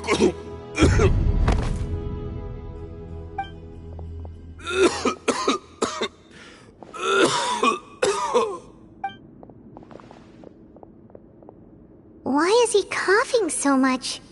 He looks like he's in really bad shape.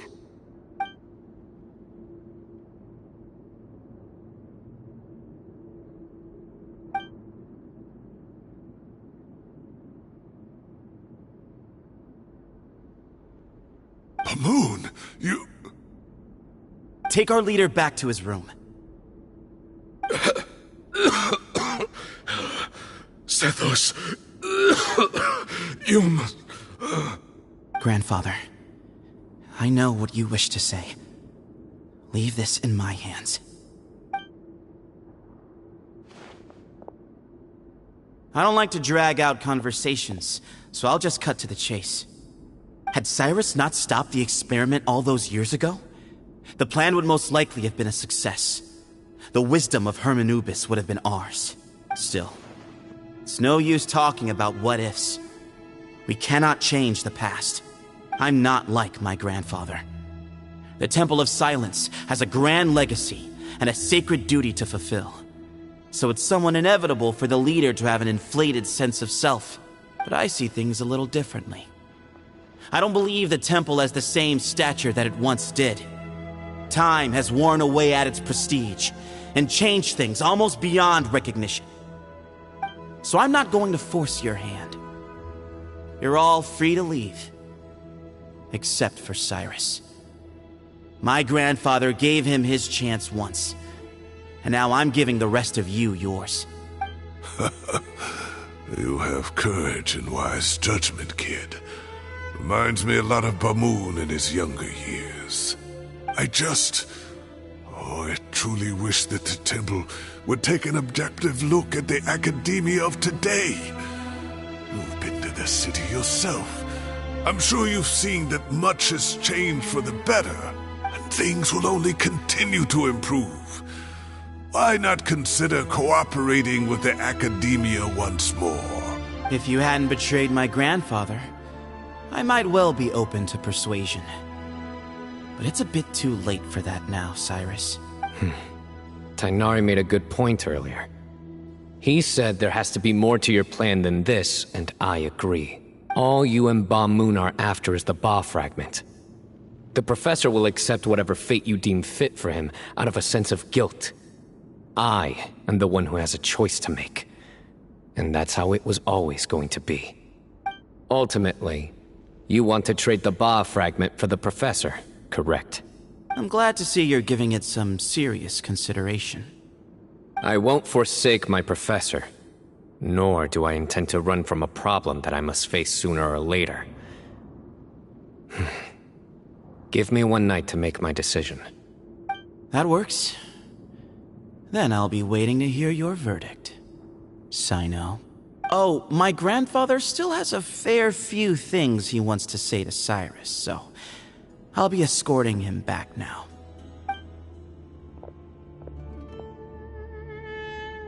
Are you sure about negotiating with him?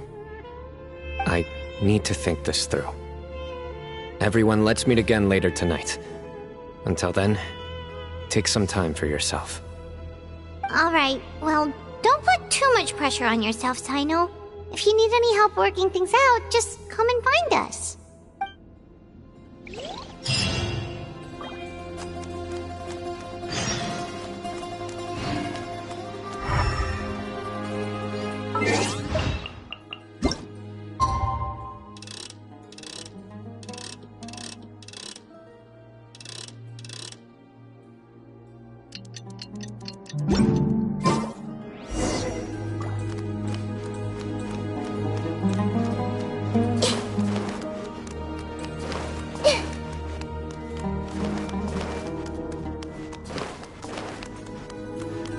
I see everything.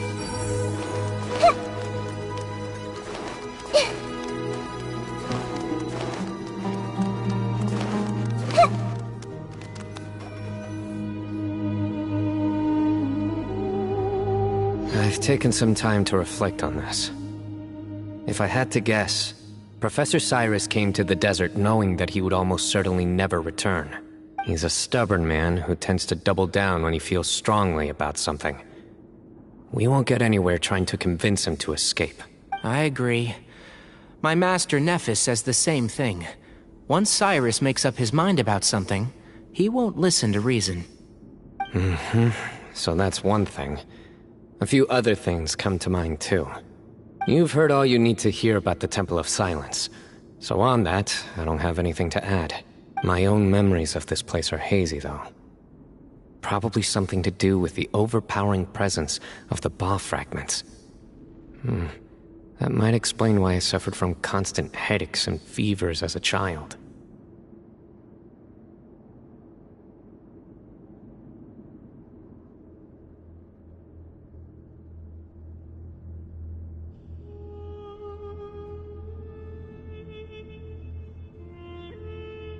I do remember having some fleeting moments of profound emotion when vague images would appear in my mind. But I don't recall much, only bits and pieces. I was still young then, and all I could understand was that there was a strong will inside my mind. Thinking back on it now, I suppose it was Herm Anubis' way of trying to encourage me, even if we couldn't communicate.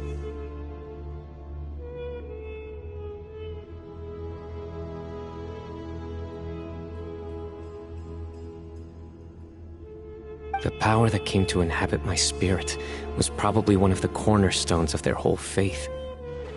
So if the will and might of Herm Anubis is a real, intangible thing, and they are its rightful worshippers, then... You're not gonna give in to their demands, are you? Surely there has to be another way. No. I have no intention of returning it. I need this power to protect Sumeru. But the temple has the right to make the final decision over its fate, since it belongs to one of the 7 pillars of King Deshret. So I will challenge them head-on, and win the right to wield this power for myself, fair and square.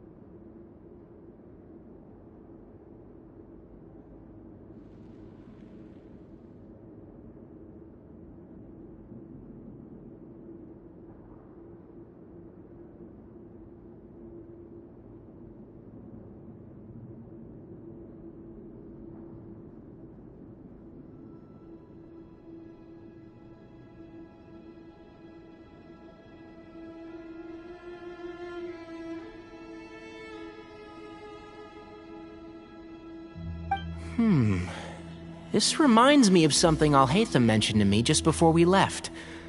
He said that the Temple of Silence was originally founded by the ruling elite of the day. Traditionally, such organizations are bound by a strict and ancient code of nobility. Kaveh has made similar observations about the desert tribes from his work trips there. He says many of them have their own internal rules. They talk about the importance of never dishonoring their tribal bonds, or the rules laid down by their ancestors. I think we could turn that to our advantage. Go back to them with a proposal of our own. Wow, and just like that, we've turned the tables on them.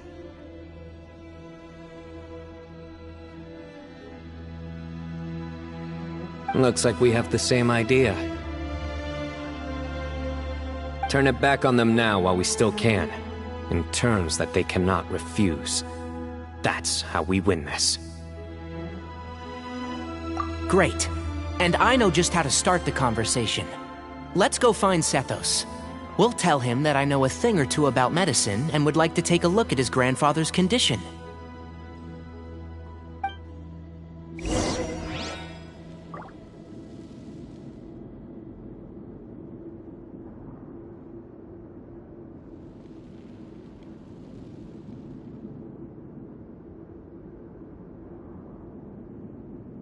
If you're not sure what to do next, how about I take you on a walk?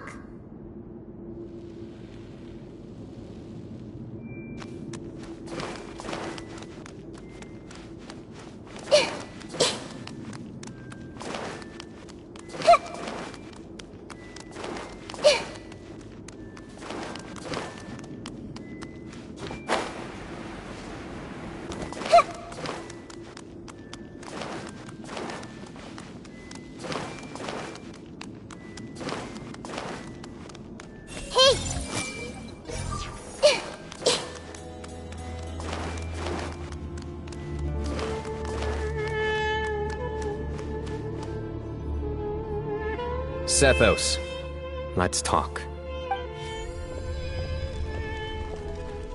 Have you made up your mind? We'll get to that, but first, I have some degree of medical training, so I was wondering if you might let me take a look at your grandfather? I have no objections, although we do have our own doctors here. I doubt you'll be able to tell us anything we don't already know. Only one way to find out. Follow me. Keep your voices down. We don't want to disturb him.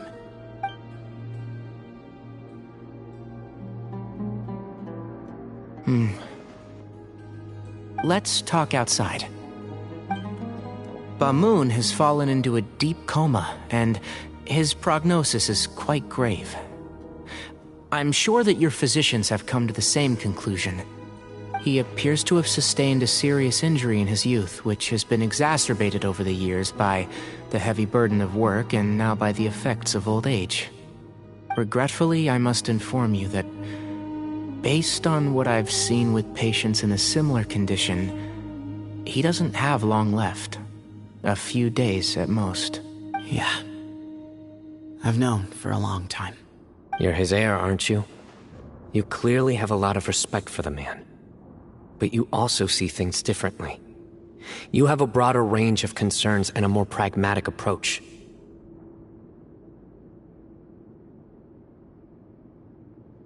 So tell me how we can end this on your terms. Let's find a way to bring all this to a resolution while Bamoon is still alive to see it. That's what really matters to you. I know it.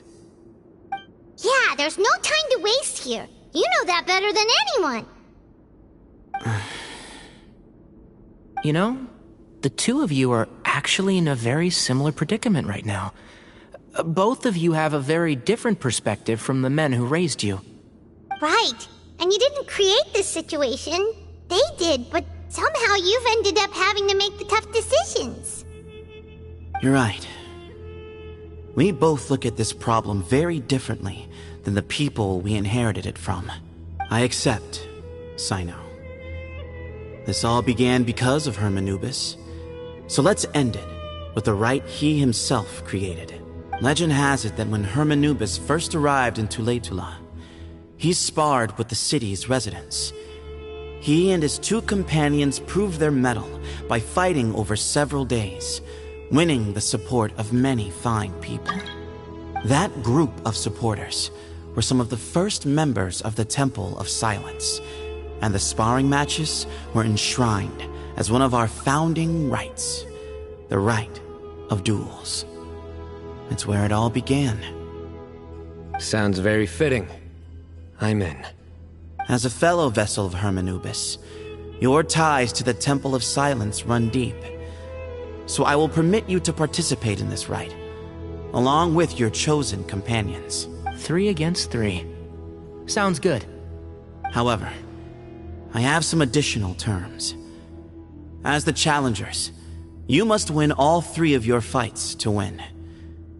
And Cyno, both of us must put our Ba fragment on the line. The winner takes them both. Letting Cyrus leave with one of the Ba fragments was a mistake, made by my grandfather out of pity. It is a long-standing issue that must be addressed for the Temple of Silence to move forward. I can make no concessions on that front.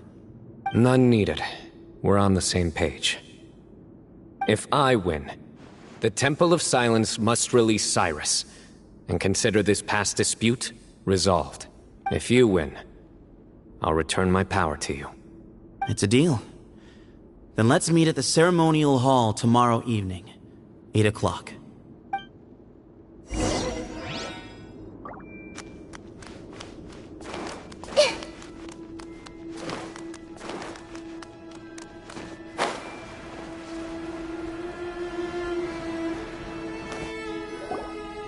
Well, after how that went, there's definitely no turning back now.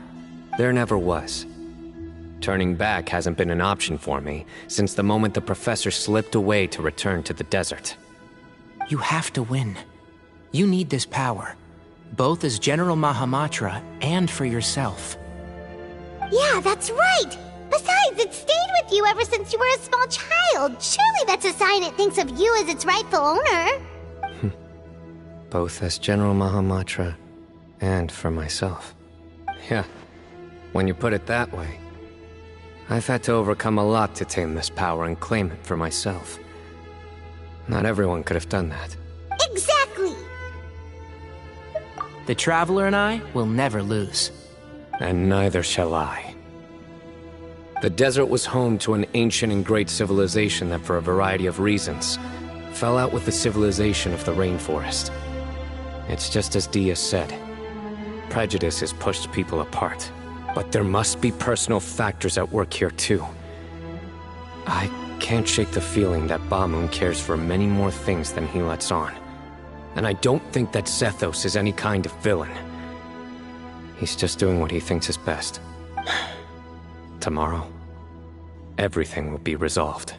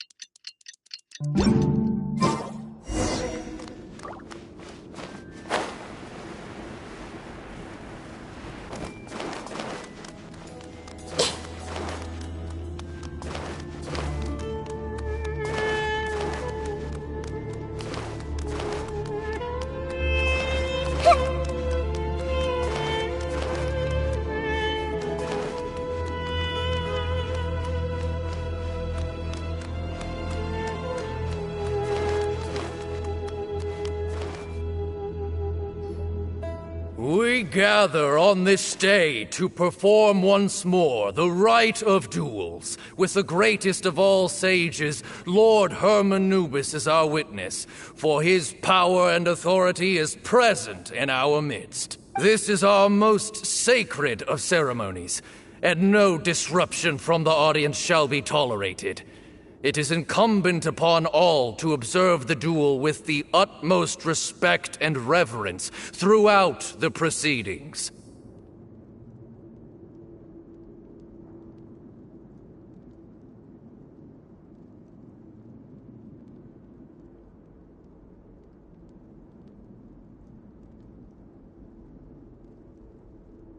Representing the Temple of Silence, the Defenders.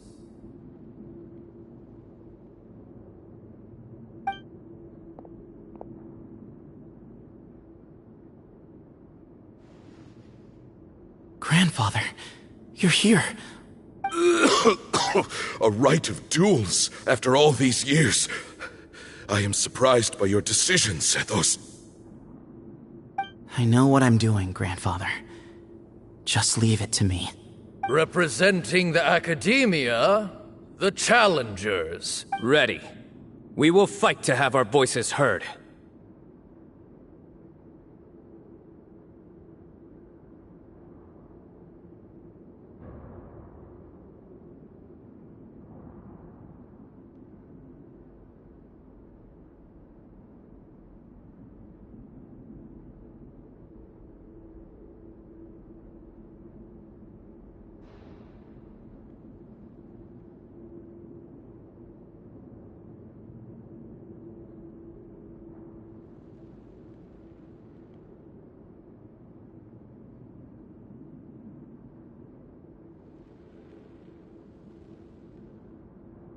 Warriors, take your positions and decide on the order of battle.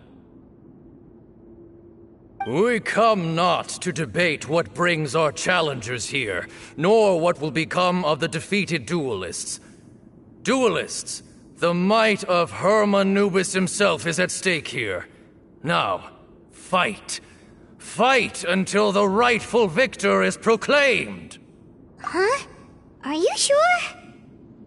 I agree. He's very strong. Sending him out first will definitely intimidate the opposing side. Okay, then you're second. Sure. We have decided. So have we. Let's begin.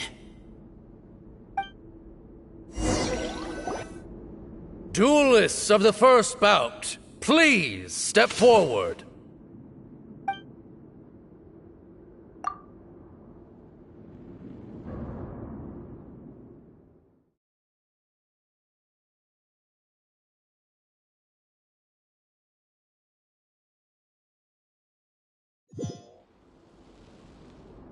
Don't forget, safety first! Hey, you there! You better play nice with them or Paimon will make you regret it! Little bit too much chatter from the audience over there. Hey!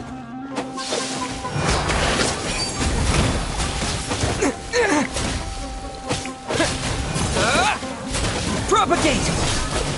Yeah! Yeah!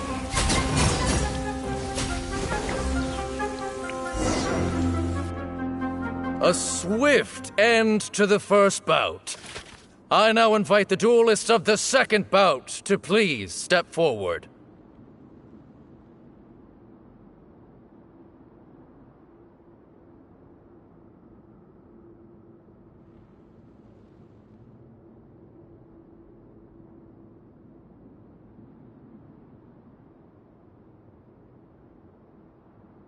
When you're both ready, you may begin.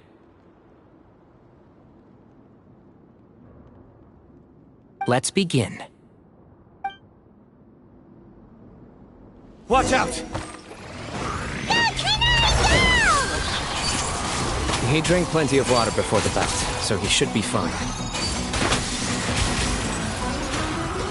Let's nip that in the bud. And Shroud! Keep up. Yeah. So.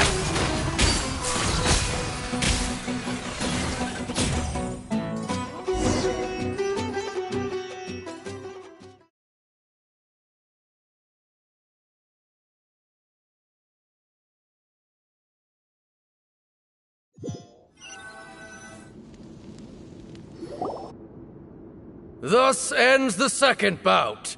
We will now move to the third bout. Duelists, please step forward.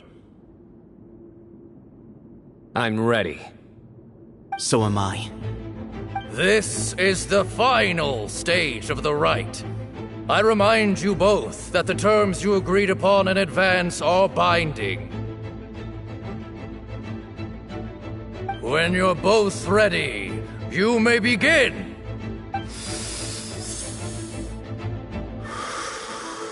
I am Sethos, vessel of Hermanubis, grandson of Bamoon, the leader of the Temple of Silence. For many years, we have kept our covenant with Lord Hermanubis by guarding the secrets of King Deshret.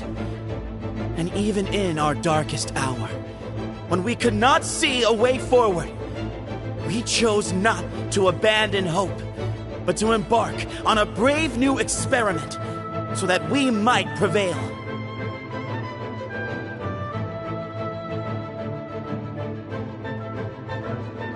We earnestly sought Lord Hermanubis' wisdom and power, longing to see his spirit and his light descend upon us. Now, I will fight to become the rightful wielder of that power! I am Cyno, General Mahamatra of the Academia, student and successor of Cyrus, the Sage of Spantamad. I fight in defense of my power, my professor, and my nation.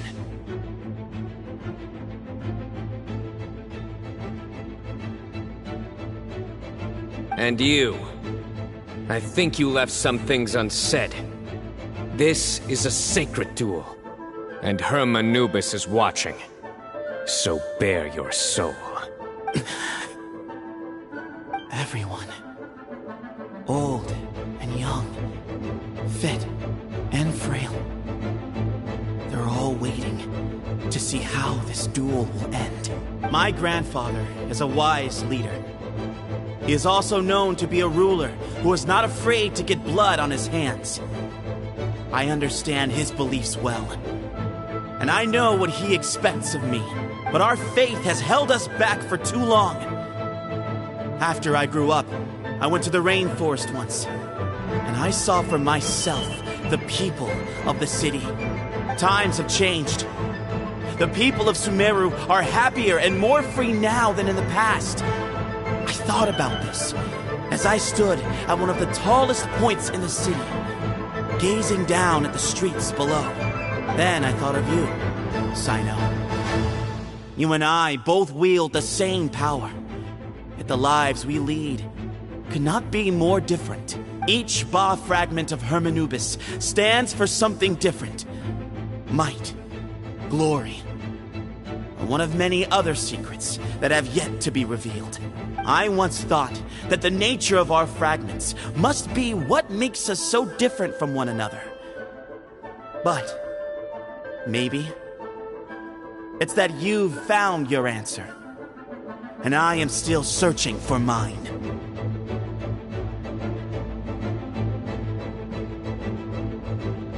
I am more than just a warrior. I am my own person. Exactly.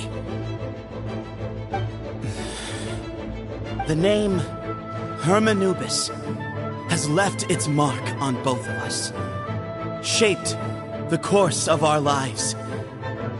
We are his vessels, and yet we are more besides. So show me your answer, Cyno. Show me I can be more than my faith, more than the power I wield. Show me the person I can become!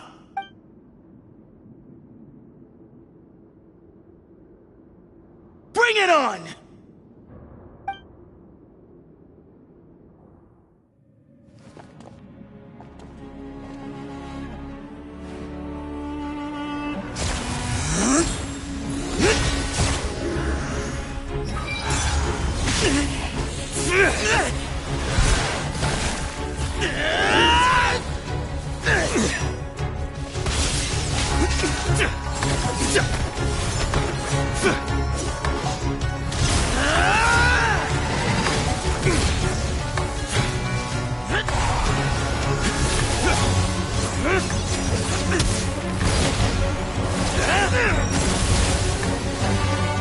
all you've got?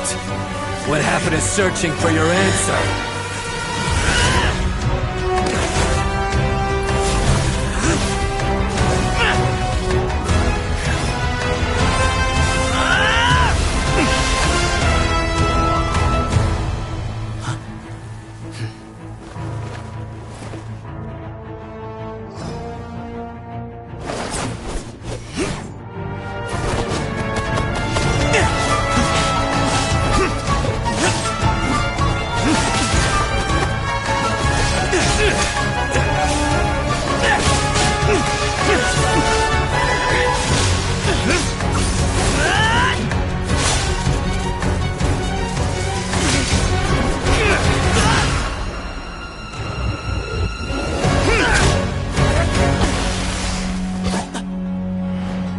Fight's over. Do you yield? You won. Well then, looks like you found your answer.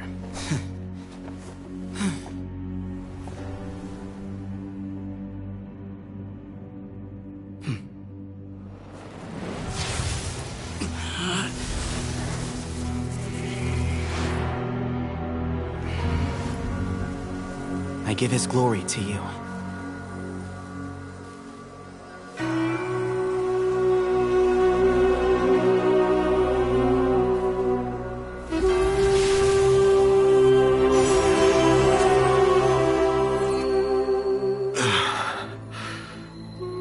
I've seen that light.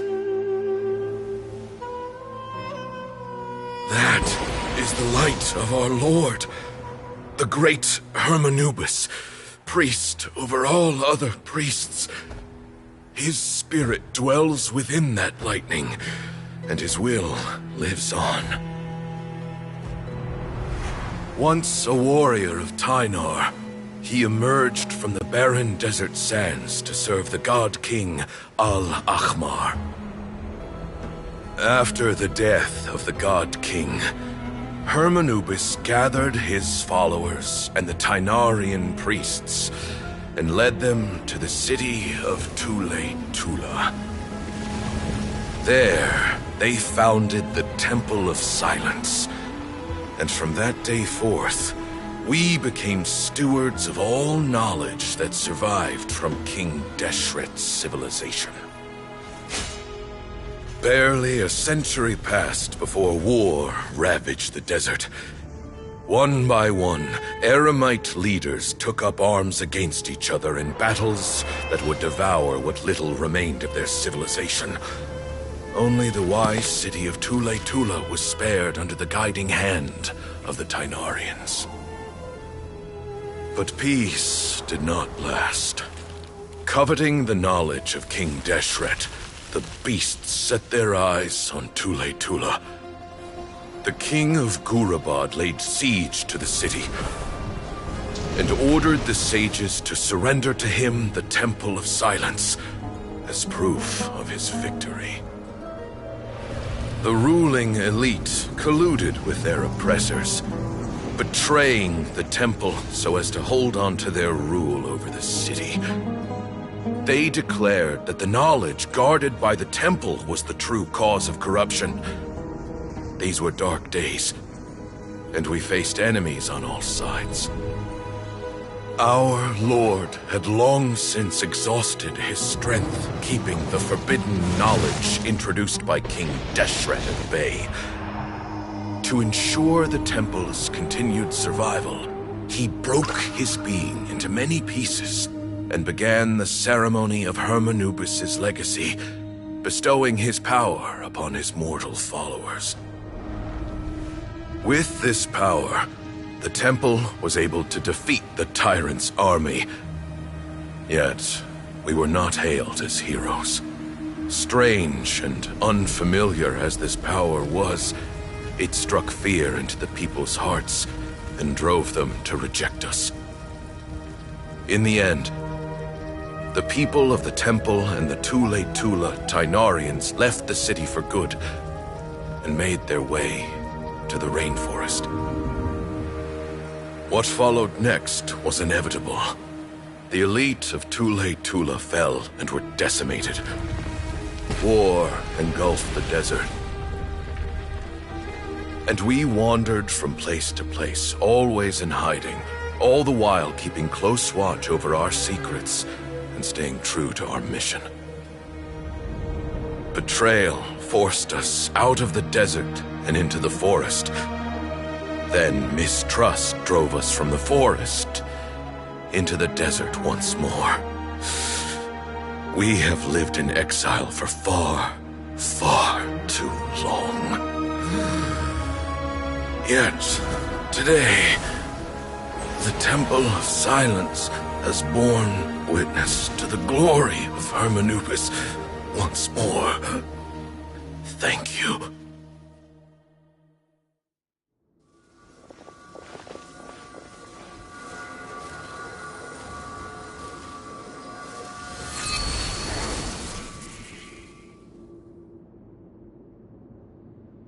How is it?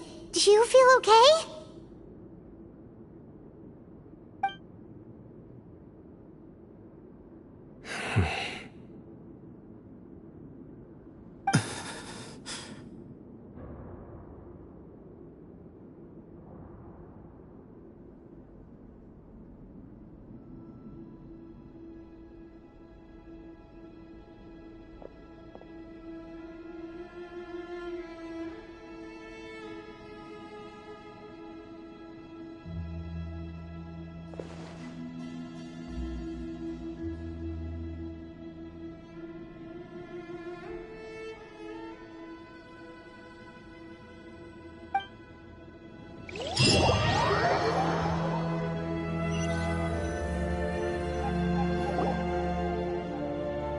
Grandfather.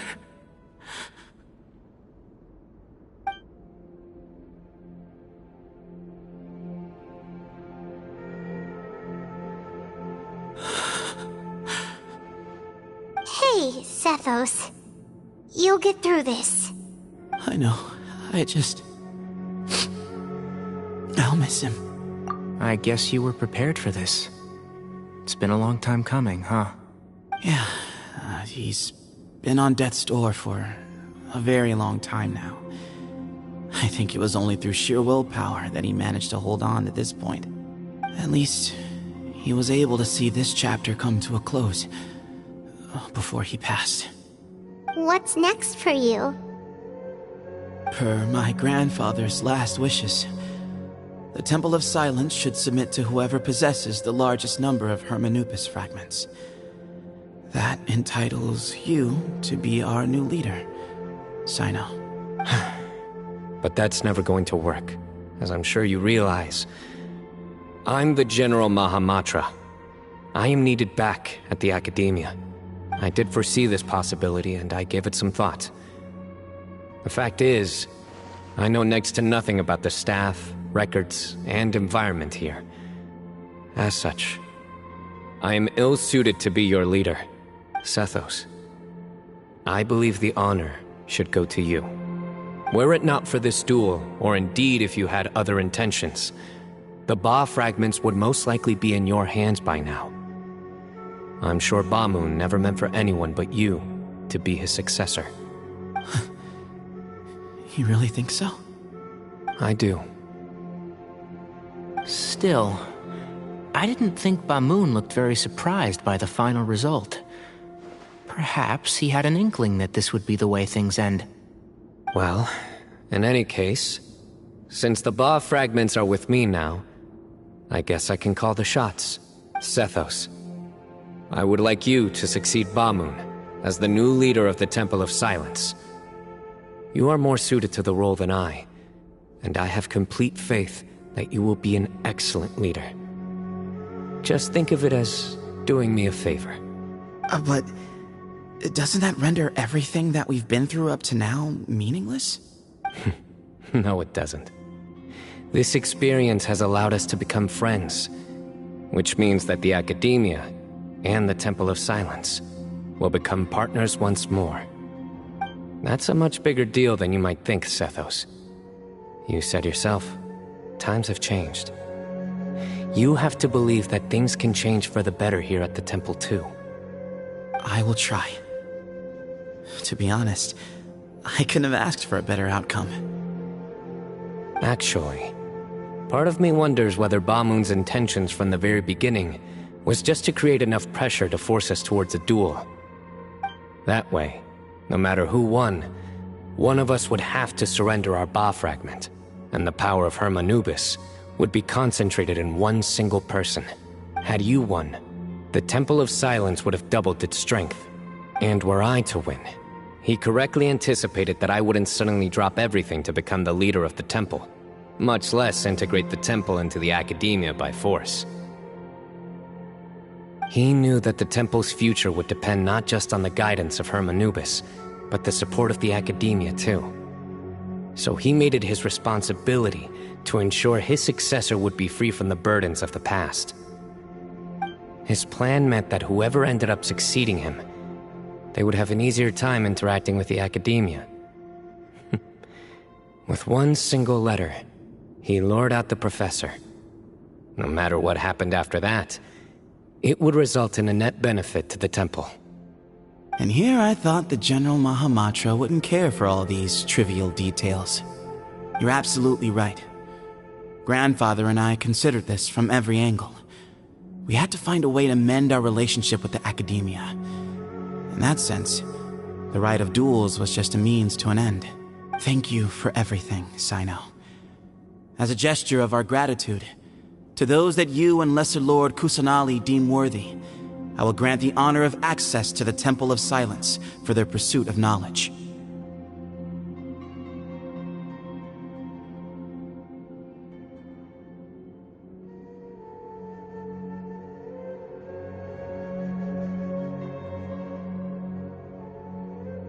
The Temple of Silence has a wealth of information on King Deshret's civilization, more than any other organization in existence today. In times when you need information that only we can provide, we will be here to support you. But you must be exceedingly careful with your selection of candidates, lest you lead humanity to repeat the same mistakes. By the way, Tainari, my grandfather was so happy to see you. You are a descendant of the Veluca Shuna, and we are the heirs to the will of Hermanubis. The story goes that King Deshret chose the sage Hermanubis from among the Tainarians and appointed him as his familiar. He went on to fight many valiant battles with his Tainarian companions. They always stood by each other, from the founding of the Temple of Silence to the fall of Tuletula. The Tainarians who left Tuletula joined their human counterparts in the rainforest. A few centuries later, when some of the group returned to the desert, many of the Tainarians chose to stay and put down roots in the rainforest. In all likelihood, those were your ancestors. How fascinating. My father once mentioned that I was named after the Tainarians, but I never knew that my forebears had such a history with the Temple of Silence.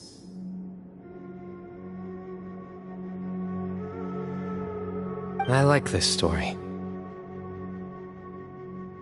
By the way, has anyone seen Cyrus? Yes, Cyrus. You'll probably find him in my grandfather's room. He wouldn't show it in front of me, but I think he still has many fond memories of my grandfather. If it's true that you and your grandfather really planned for everything to turn out this way, then I guess he didn't really resent Cyrus as much as he appeared to. Who knows? Perhaps all of us. You, me, and Cyrus. We're all just pawns in my grandfather's plan to set things straight. He was awful like that. Someone's got to make the decisions when history is at a crossroads. I will make a detailed report on all of this to Lesser Lord Kusanali, and arrange for an official delegation from the academia to come and meet you in the desert. I'm sure you'll have lots to attend to in the days ahead. But once things return to normal, please come and visit the rainforest again. You should stay for a few days this time, and start to build some relationships. If we're going to work together, both sides have to get to know one another better. I will. Alright, well, bye for now, everyone. I'll be seeing you. See you soon. Come hang out with us anytime.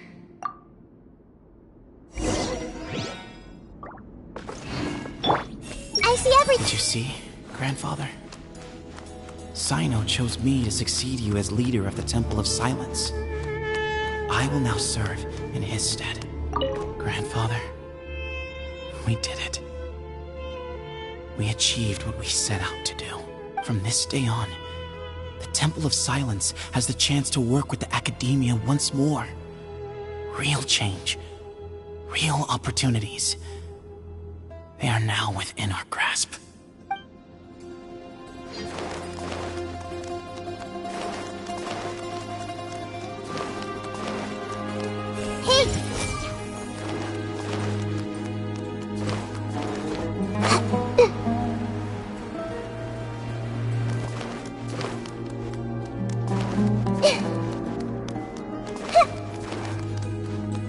Everyone hold hands.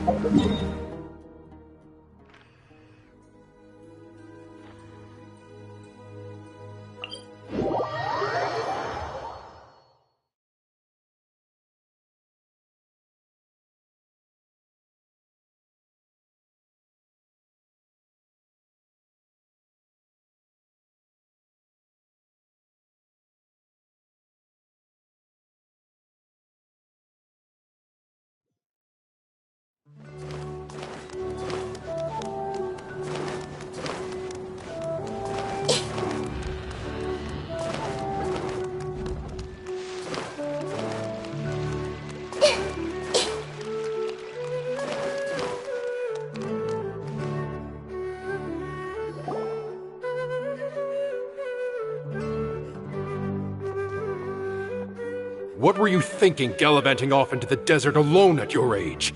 What if you take the bucket, You told not a soul what you were up to, designated nobody to handle your affairs, and left everyone scrambling frantically to try and figure out how on earth to clean up the colossal mess you'd made. Oh, please, will you stop your yelling? What other choice did I have? What do you mean, what other choice? Do you mean to tell me that after all your years of learning, and sagehood no less, the only idea you could conjure up in that white-haired walnut of yours was to shoot off into the unknown like some hot-headed 20-year-old adventurer? A one-man suicide mission, That's the best idea that one of the finest minds of a generation could come up with, is it? It astounds me that you survived the journey, and you're lucky that Ba Moon didn't finish you off when you arrived.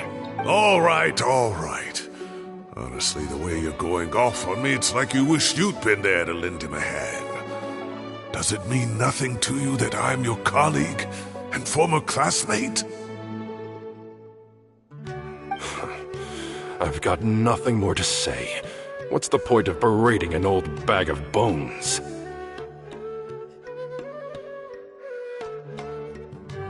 What do you mean, bag of bones? I'm a flesh-and-blood hero who, despite his old age, saved our General Mahamatra from being stripped of his powers. Okay, look. Fine, I admit it, I was in the wrong. How can I make it up to you? What about, a month's work at the Academia? 1 month? Try 3. Inari's master is really laying into Cyrus. Let's give them a wide berth. Professor brought this on himself. Don't pay any attention to him.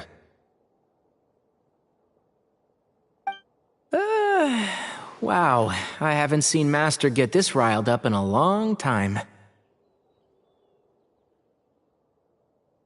The last time he chewed someone out like this must have been back when I was still a student. I think I'll go around and update everyone. Tell them the situation's resolved. Want to come with me? We can go for dinner afterwards. My treat. You in? Makes sense. I'm in. Paimon's coming too! Let's go!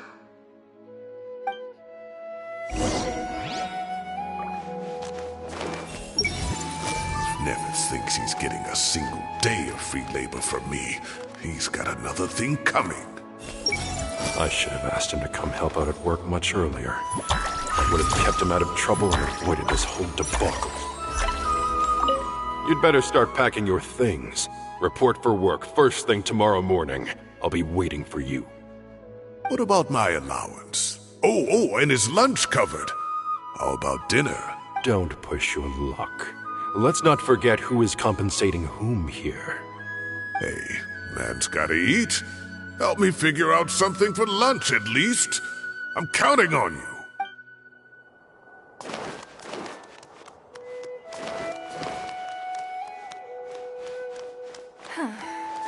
Is it possible to install?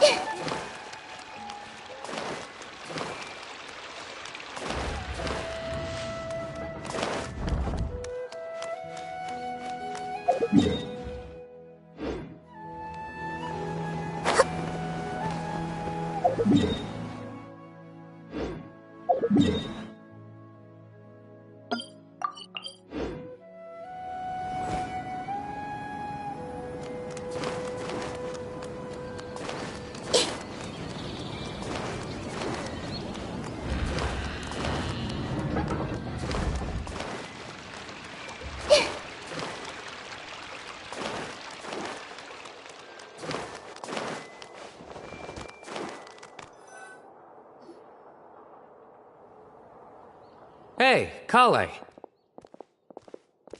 You're back! Well, look who we have here. Would you mind explaining to me what has been going on this past few days? I heard you all ran off into the desert and got embroiled in a major catastrophe. All taken care of. That does not answer my question. How could you be so careless? That goes for you as well. Yes, and you too. When you run into problems, you really ought to ask for help, you know? I've been around the block. Don't you think it would have made sense to involve me? And let's not forget, I know the desert like the back of my hand. Now would not be a good time to attempt to argue with Farazan. You're right. It's not the first time that I've had to talk to you about this sort of thing either. You need to learn that there are times when the right thing to do is get a more experienced member of staff involved. Do I make myself clear? Because if you don't,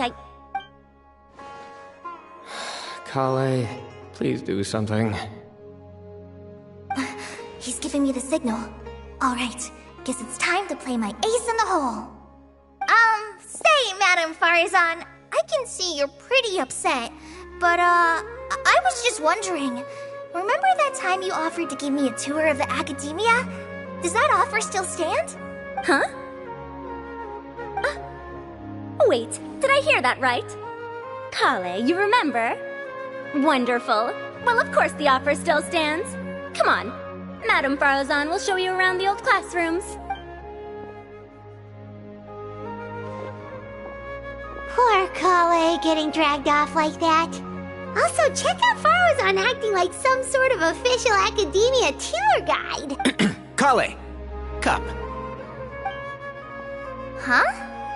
What? Oh, right! What do you mean, cup? You need a cup. I can get you a cup. Oh, it's nothing. Just Master's way of reminding me to stay hydrated while I'm out and about.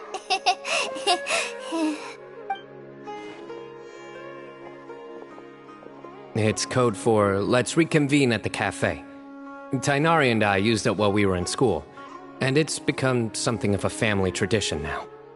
Oh, that's kind of fun. 2 people left. Let's bring them along too.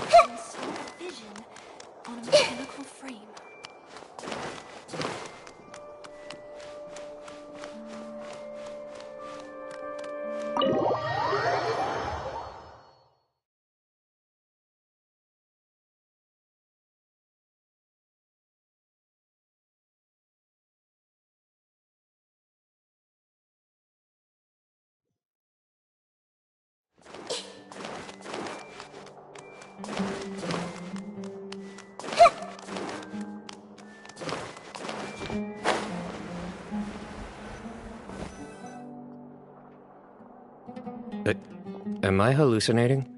Or do I see Kaveh and Alhaitham engaged in diligent studying? We're just reorganizing all the books we used. Look, there's a whole mountain of them. There's no rush. Nobody reads these books anyway. My sincere thanks to you both. Yes, with your help, we resolved the issue rather swiftly and painlessly. And the outcome was better than we could have hoped for.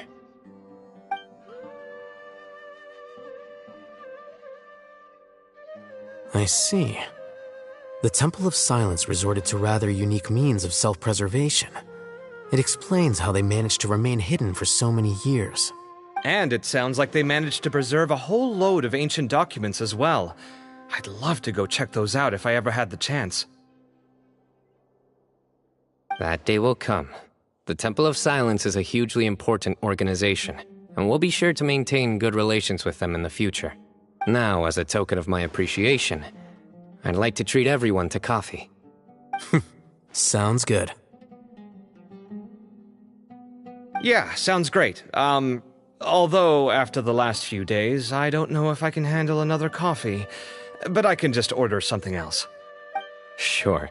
Let's go.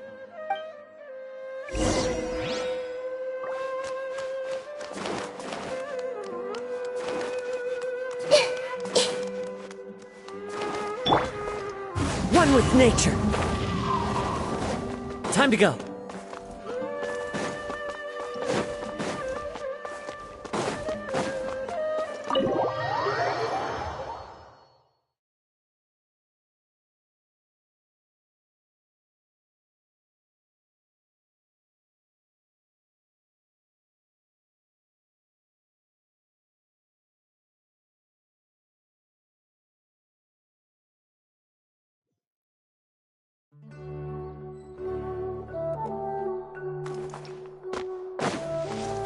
Follow the wind.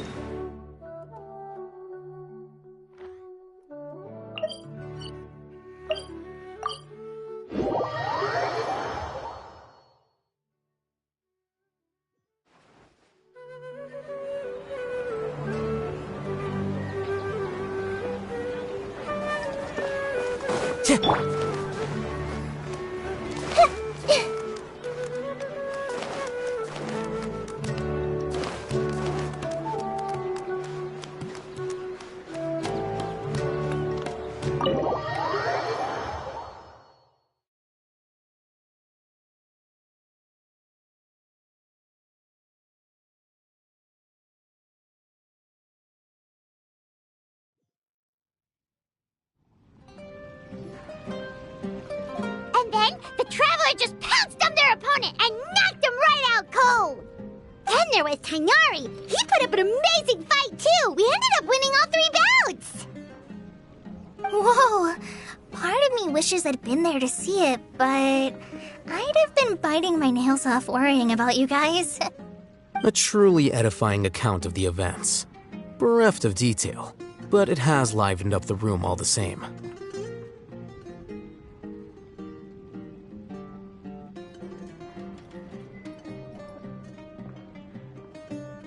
Hey, Paimon included all the juicy details. The Traveler just pounced and then waved their sword like this, then spun around and blocked.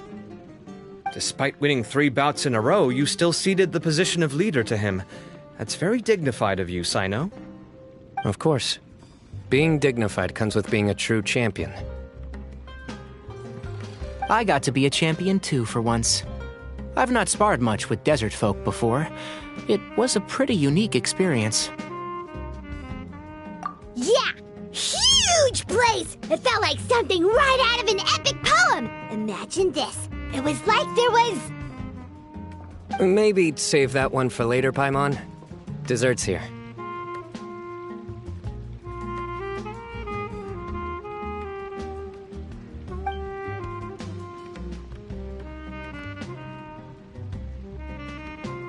I think that'll do me for today.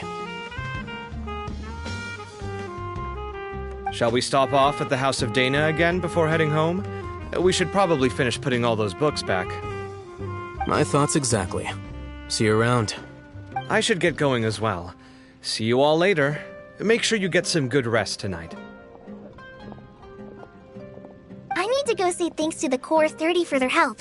Also, Sir Nephis says he wanted to introduce me to some of the Academia's work processes.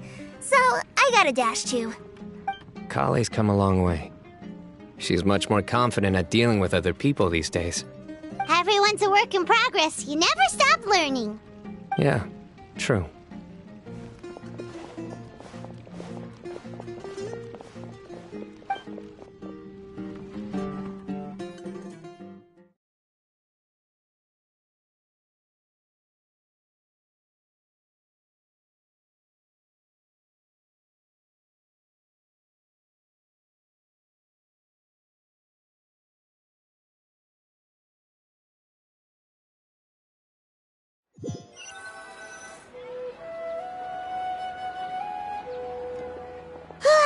That was good. It feels like everything's finally wrapped up now. Life is all about these moments when you can finally relax and hang out with good friends after a job well done.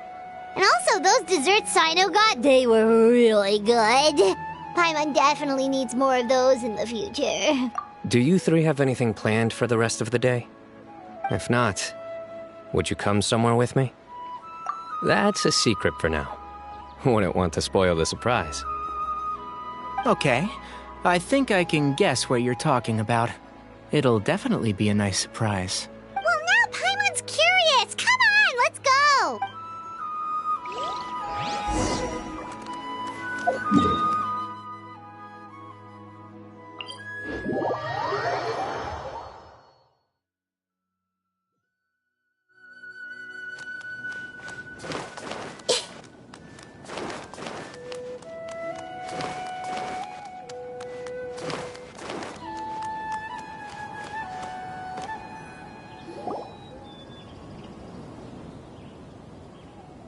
Been a while since I last made my way up here.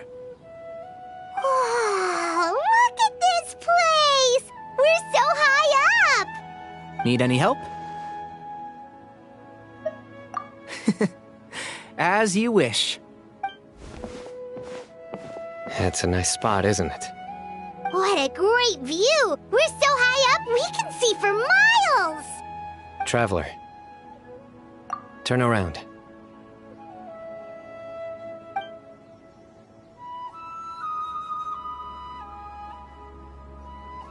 This is my secret base.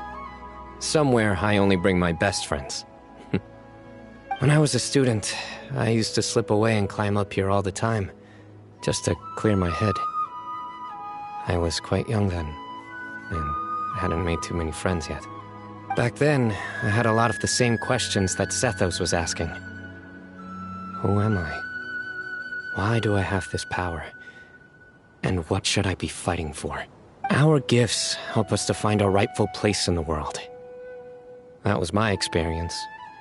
And I'm sure Sethos will figure things out in his own time, too.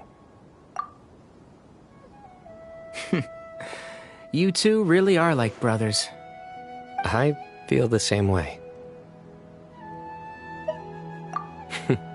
Of course. I see no need to be humble when it comes to the facts. I still remember one time when we came up here to chat and do our homework. Cyno accidentally dropped a fruit. Luckily, he has fast reflexes, so he caught it just in time. That was the one and only time. Nothing will ever slip through my fingers again. Those were good times. I kinda miss the student life. You know, Paimon really shouldn't be able to imagine Cyno doing something like that, but for some strange reason, the mental image is coming through clear as day. Then make it stop. There's somebody there. It's Professor Cyrus. You guys carry on without me. I'll be right back. Okay. Huh? Hey, you're not supposed to jump down! Be careful!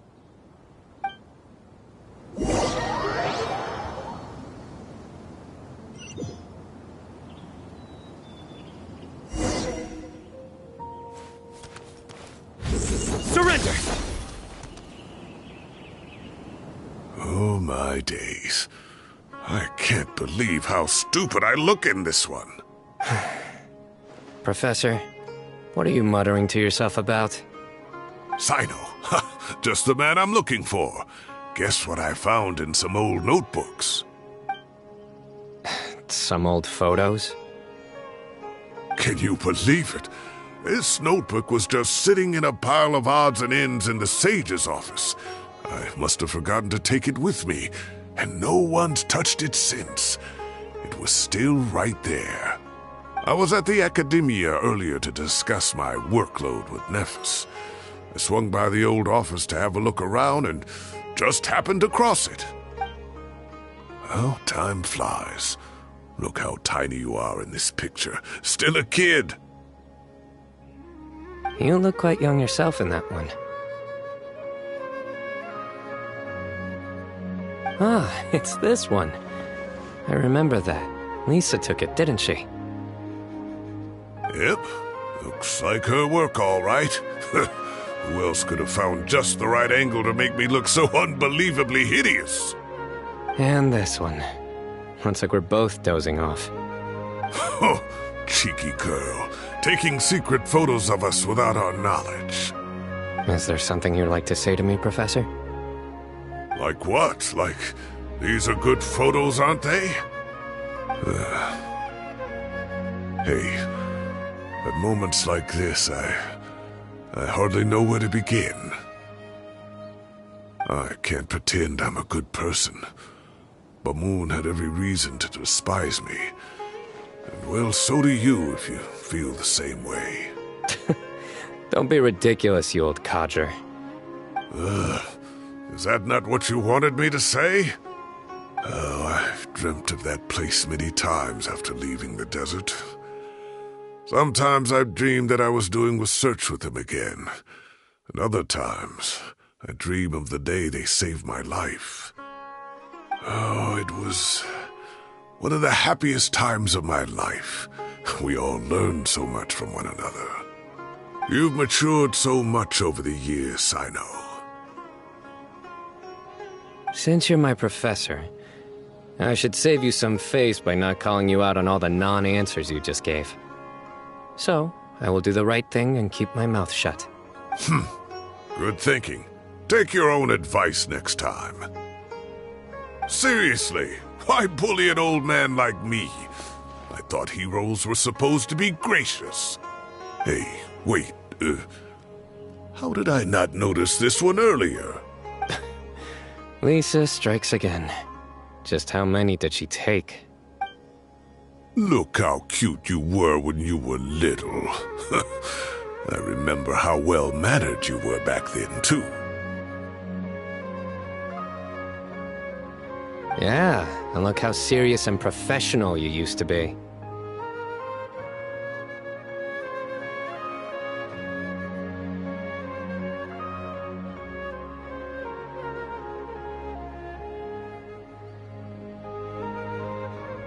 Oh, I can't compete with you anymore. First you get better than me at the deadpan jokes, and now you're besting me at those little quips too.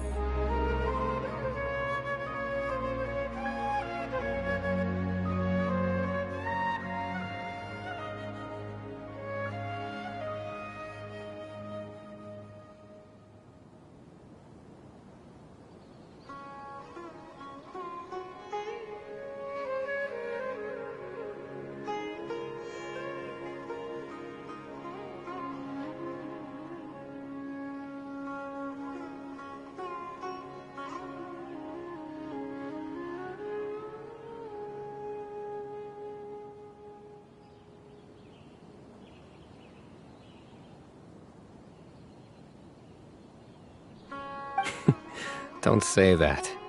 I still have a lot of respect for you. Huh, that's more like it. Hey, what would you say to meeting up with Lisa again sometime? I'd like that. Let's find a time and pay her a visit in Mondstadt.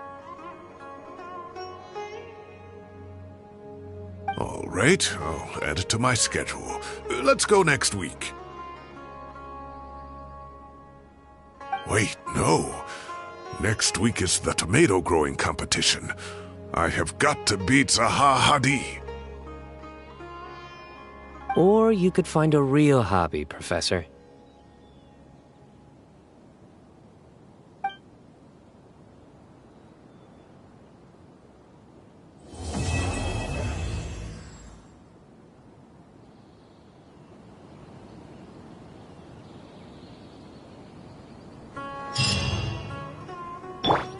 Everyone hold hands. Joke.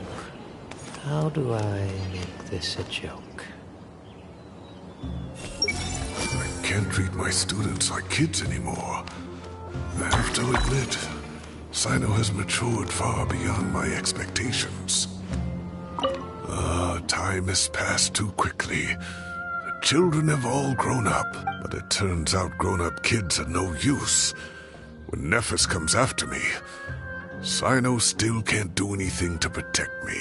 Oh, that boy. Great view today.